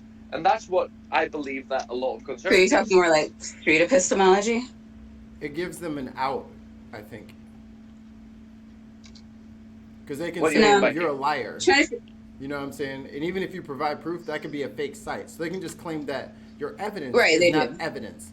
But instead of giving no, and them that's what I'm trying to evidence, figure out, like the strategy, rather than saying, okay, here's what you can do in this instance. In this instance, it's like, that's what I'm saying. Is it like street epistemology? Because I understand the strategy behind that, and that's just what I was asking. That's why what I was saying was, as soon as someone tells me something that they believe, oh, I know I got them, and I know I can convince them otherwise. Because if what they're saying is not rooted in logic, All I have to do is put them down a path so that they have to figure out for themselves that what they've been talking about is illogical. If I tell them that they're being illogical, if I say they're just, only believing the things that they choose to believe in and not the things that are true, then now I have to win them back. But if I just literally just let them talk and then I say, okay, so what you're worried about is this. Well, what if I told you that isn't the case for this? And this. Well, I thought that was that. No. Oh, I don't know who told you that, but yeah, that's not what this represents at all. Like my mom with the whole Bernie Sanders Medicare for All thing. She thinks taking ACA away from people is going to hurt more people than passing Medicare for All. I'm not going to win any argument if I just say, all right, Mom, hold on a second. And then I just tweet her or text her 10 links to read some shit. She's in her feelings. She feels attacked. She's not going to read it. No, nobody's going to read an article. The people who agree with you. I'm going to mute my mic. I have to disconnect the trailer. All right, He's in a trailer. He's so cool. Jartan is probably the dopest motherfucker ever. I've never seen his name. Does he have a different screen name? No. You want to see my truck? Sure. Oh, look at him bragging about his axles. Yeah. He's all in a good country and shit. Oh, he's got an ocean beard. I love it. There you go. It's a big ass truck. Yep. I'm thinking you're like cutting around a farm.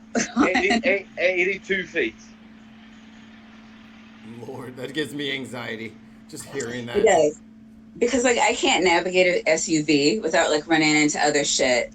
Don't give me 82 feet of anything. 82 feet of heavy shit.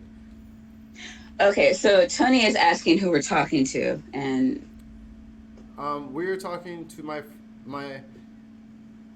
one of my bestest mates, Jartan. Jartan lives in Sweden.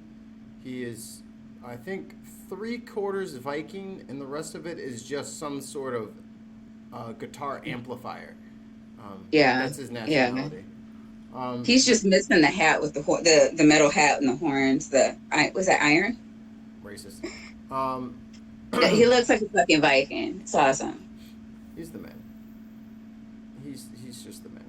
But me and him met through I would say kind of cool-ish, friend-ish people of me and him that we share in common. We listened to the same podcast, and we met through their Patreon group. And me, him, and this English wank. Wayne, if you're watching, you're a fuck. Yeah, we're starting a podcast. If we could ever fucking get... You want to think... I'm Central Time, and Ethan is Eastern Time. And we already have scheduling conflicts. These fuckers are in Europe. Yeah. It's damn near impossible to line everything up. It's kind of weird because it's 2 a.m. here, and he turns on his camera. It's like fucking daylight, and I'm like, oh yeah, time zones. Well, no. Depending on the time of the year, it's still daylight there, even if it's 2:00 in the morning there. Oh yeah. Yeah, he's in Sweden. It's very high. Way the fuck up there. Yeah, it's like Alaska. So yeah, there's certain times where he's called me in the middle of the morning or middle of the night, early morning for him, and yeah, the sun's out, birds are chirping. Just a normal day in Sweden. Mr. McGinnis, have you fallen asleep on us? Yeah. Okay, I was gonna say it's like I can see you're muted. I might have been taking a brief. No, we should take a break. No, I think people just like to argue with women. Oh, get out of here! That is so patronizing. Yeah, that's how I feel every time I talk to a fucking man.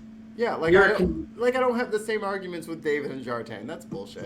Fuck off. You don't. I guarantee you don't get strawmanned every time something comes out of your mouth. You wouldn't let anyone finish, Maya. That's not a straw No, but you. that's not fair. If you are going to start by strawmanning my position, if I'm saying, okay, this is how I feel, and you're like, okay, you feel this other way, why would I let you finish? You're starting with a fallacy. there could be a reason for the framing when it's in its full context. And it's hard to call that out until you know that. Or I could let you waste your time and mine and like to figure it out like 5 minutes later, and I have no idea what you're really talking about. Yeah, and it probably takes less time than going back and forth and not letting like. Not really. It really only takes a sentence to say, "Hey, I want to make sure that we're on the same page." It's like this. Depends. Not saying that like with you specifically always, but like it depends generally. Generally, I'll give you that. But generally, if somebody has one position, it's better that you know up front than to let them go through a whole spiel because you want to be nice? Like, I mean, you only get so much time in life. You never get it back.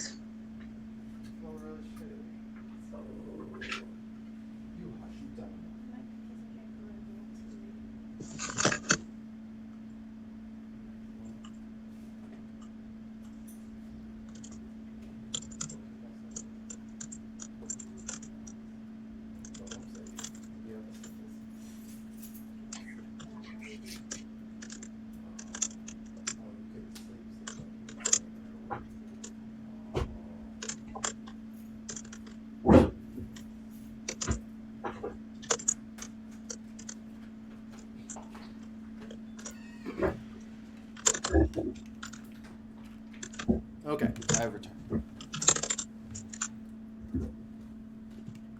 Sorry.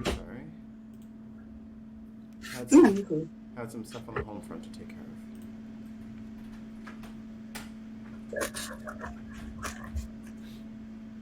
What am I doing? What'd I miss? What y'all say? Y'all still mad at each other? I'm not mad at it. I get passionate. It takes a lot to get me mad. And I give Tony a lot of shit. I don't know if he cares. He probably doesn't give a shit how I feel about him. No, but I get passionate, and when I don't know, a lot of times I don't hear it until I'm like, oh my God, I'm like in a full rant. But I'm not like mad. I just care, and disagree. It comes up passionately. But yeah, if I'm mad, you'll know. Like there'll be fucks and motherfuckers and how dare yous and what's wrong with you. Like clear anger, like unmistakable anger, not just like raw passion. And I think the passion for the Republicans is like, I know we can be better human beings than this. Like, I look at Europe and Australia, Southern Europe. Yeah, let's go there. I don't know. There are a lot of great countries out there with people who will do, and I know we can too. I don't want to demonize Trump supporters. I know they're being given misinformation, and I know they're acting out of a place of fear, which is the best that they can do. I think that they could do better if maybe it were presented a different way. And I'm really mad at the people who are allowed to give misinformation because we could be better and further along as a nation. I just want every single person I've ever talked to that believes the earth is flat is a Trump supporter. I believe you. If you can believe the earth is flat, you can believe anything. No, but no straw man. All of the ones I've spoken to have been Trump supporters. And that's quite a few. Do they tend to also be evangelicals? Yeah, if not evangelical, they have some sort of very high cosmic outer being created this, what's it called? What do they call it? Snow globe Earth. Like they made this for us. There's no way that this could just happen by chance. Someone put us here on this flat plane. With the dome. Yeah, with the dome, the firmament. Yep. Gotta believe in the firmament. I guess, yeah. I mean, and I would guess that you'd have to believe that if you believed in a flat Earth. I really did look into it. Like I gave it like a good, like solid 2 weeks immersion. I'm gonna believe this shit, and I could never get like eclipses, seasons, day and night. Like, why do you believe this, really? Right, but see, here's a perfect little a little button on it. So if you're arguing with a flat earther, you arguing the curve formula and then you post it, that's not gonna work with them. You have to No, I don't use argue. whatever. I do not argue with them. But You will not see me engage with them one way or another. I'm saying Yeah. it's the same with Trump supporters. So you can't just Mhm. tell them what is true. You have to figure out what is their particular kind of nut job. You know what I'm saying? And then okay, that's your nut job. Because if you just hit them with like unfiltered truth bombs, they'll just reject it outright in a means of self defense. They don't think though. Like, I don't know. Maybe I don't know. Maybe I need to talk to the ones you talk to, because like the last time I talked to a what? I'm sorry. You're thinking overtime if you've come to believe the Earth is flat. It doesn't. They're very compelling. They are. Like, if you're in that echo chamber, and you don't know science, they're very compelling. And they'll lie. You know, this guy is an engineer. This guy used to work for NASA. You know, and they don't look legit. In their echo chambers, though? Don't they like quoting economists and like Yep, doing the same you know what I shit. mean? Same thing. You're gonna like They do roll what? facts, and they're gonna laugh at your facts and be like, "Meh." I mean, they seem like crazy to me, and meaning like, I'm not saying that they're mentally ill, but if you can imagine like trying to reason with someone who they are mentally ill, the wherewithal just isn't there to have a competent conversation. Like, that's how flat earthers always came to me. So I would just be like, you know what, you can't vote on a flat earth. We can't vote a flat earth into existence. I'm just going to let you do that. And I don't really care what you think about the shape of the earth. Like, it doesn't bother me that these people are out there. Now we can have an abortion debate if you like, but like, I'm not doing the flat earth thing. It does not matter to me. But I think both parties on two separate but equal fronts need to be addressed, because those people breathe, those people vote, and those people drive. So I need to make sure that Homeboys is like, there's no curvature on the earth. I'm gonna fucking floor it over this hill, and I'll be fine. Like, I don't need that guy out there. And at the same time, I don't need some radical fundamentalist, anybody, pick your flavor, trying to tell women what to do with their bodies. And that's what I said. I'll take that fight. Right, but I think both fights are the same fight. Whether it's No, one is a total waste of your time. Well, no, it's fighting ignorance. You're fighting ignorance. Right. But like, And you have to ignorance fight is it. dangerous. Yeah, I know, but like, you have to fight it a moment at a time, right? So I know, Mikey, you came out of Christianity young. David, I know you said a witness? I was never a witness. Okay, I'm sorry. What were you? My parents were witnesses. I never. Oh. My God. Like, How dare I you. went about as far as to say I stand corrected. the Bible thing when I was like maybe 6. I was done with that shit by the time I was 10. Like, Okay, so if you can imagine dealing with it your entire childhood and then being an adult, and then it's just like, what do you mean this isn't true? Like, and then you're like questioning like this, like, religion permeates every facet of your fucking life, and you really only need to break them out of one to get them questioning. And, you know, if you can do it with maybe something that's a little bit easier, like, well, why do we need to like torture Mexicans? You know, like, why is this a thing? Like, just get them thinking. They'll, you know, the natural process is to go through the rest of your life. Look, they're taking the jobs they don't deserve to be here.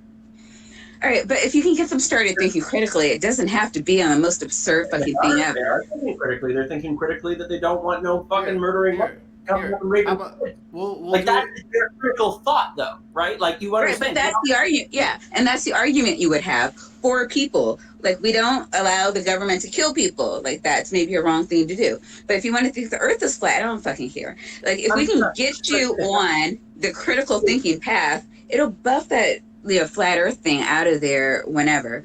It's like if I am starving, I'm not thinking about sleeping because the little starving thing is going to interrupt the sleeping. So you deal with the emergent thing first. I'm just gonna say, just in case certain people are listening, I do not actually think that about Mexicans. No, he does not. I will vouch for We that. gotta be careful about fucking examples these days. Yeah, Right. People don't fucking pay attention the whole fucking time, and then there's a whole thing about it. Oh, fuck's sakes. Disclaimer. David McGinnis is a decent human being. In case anybody out there questioned, because we know they're out there. No Lurking. comment.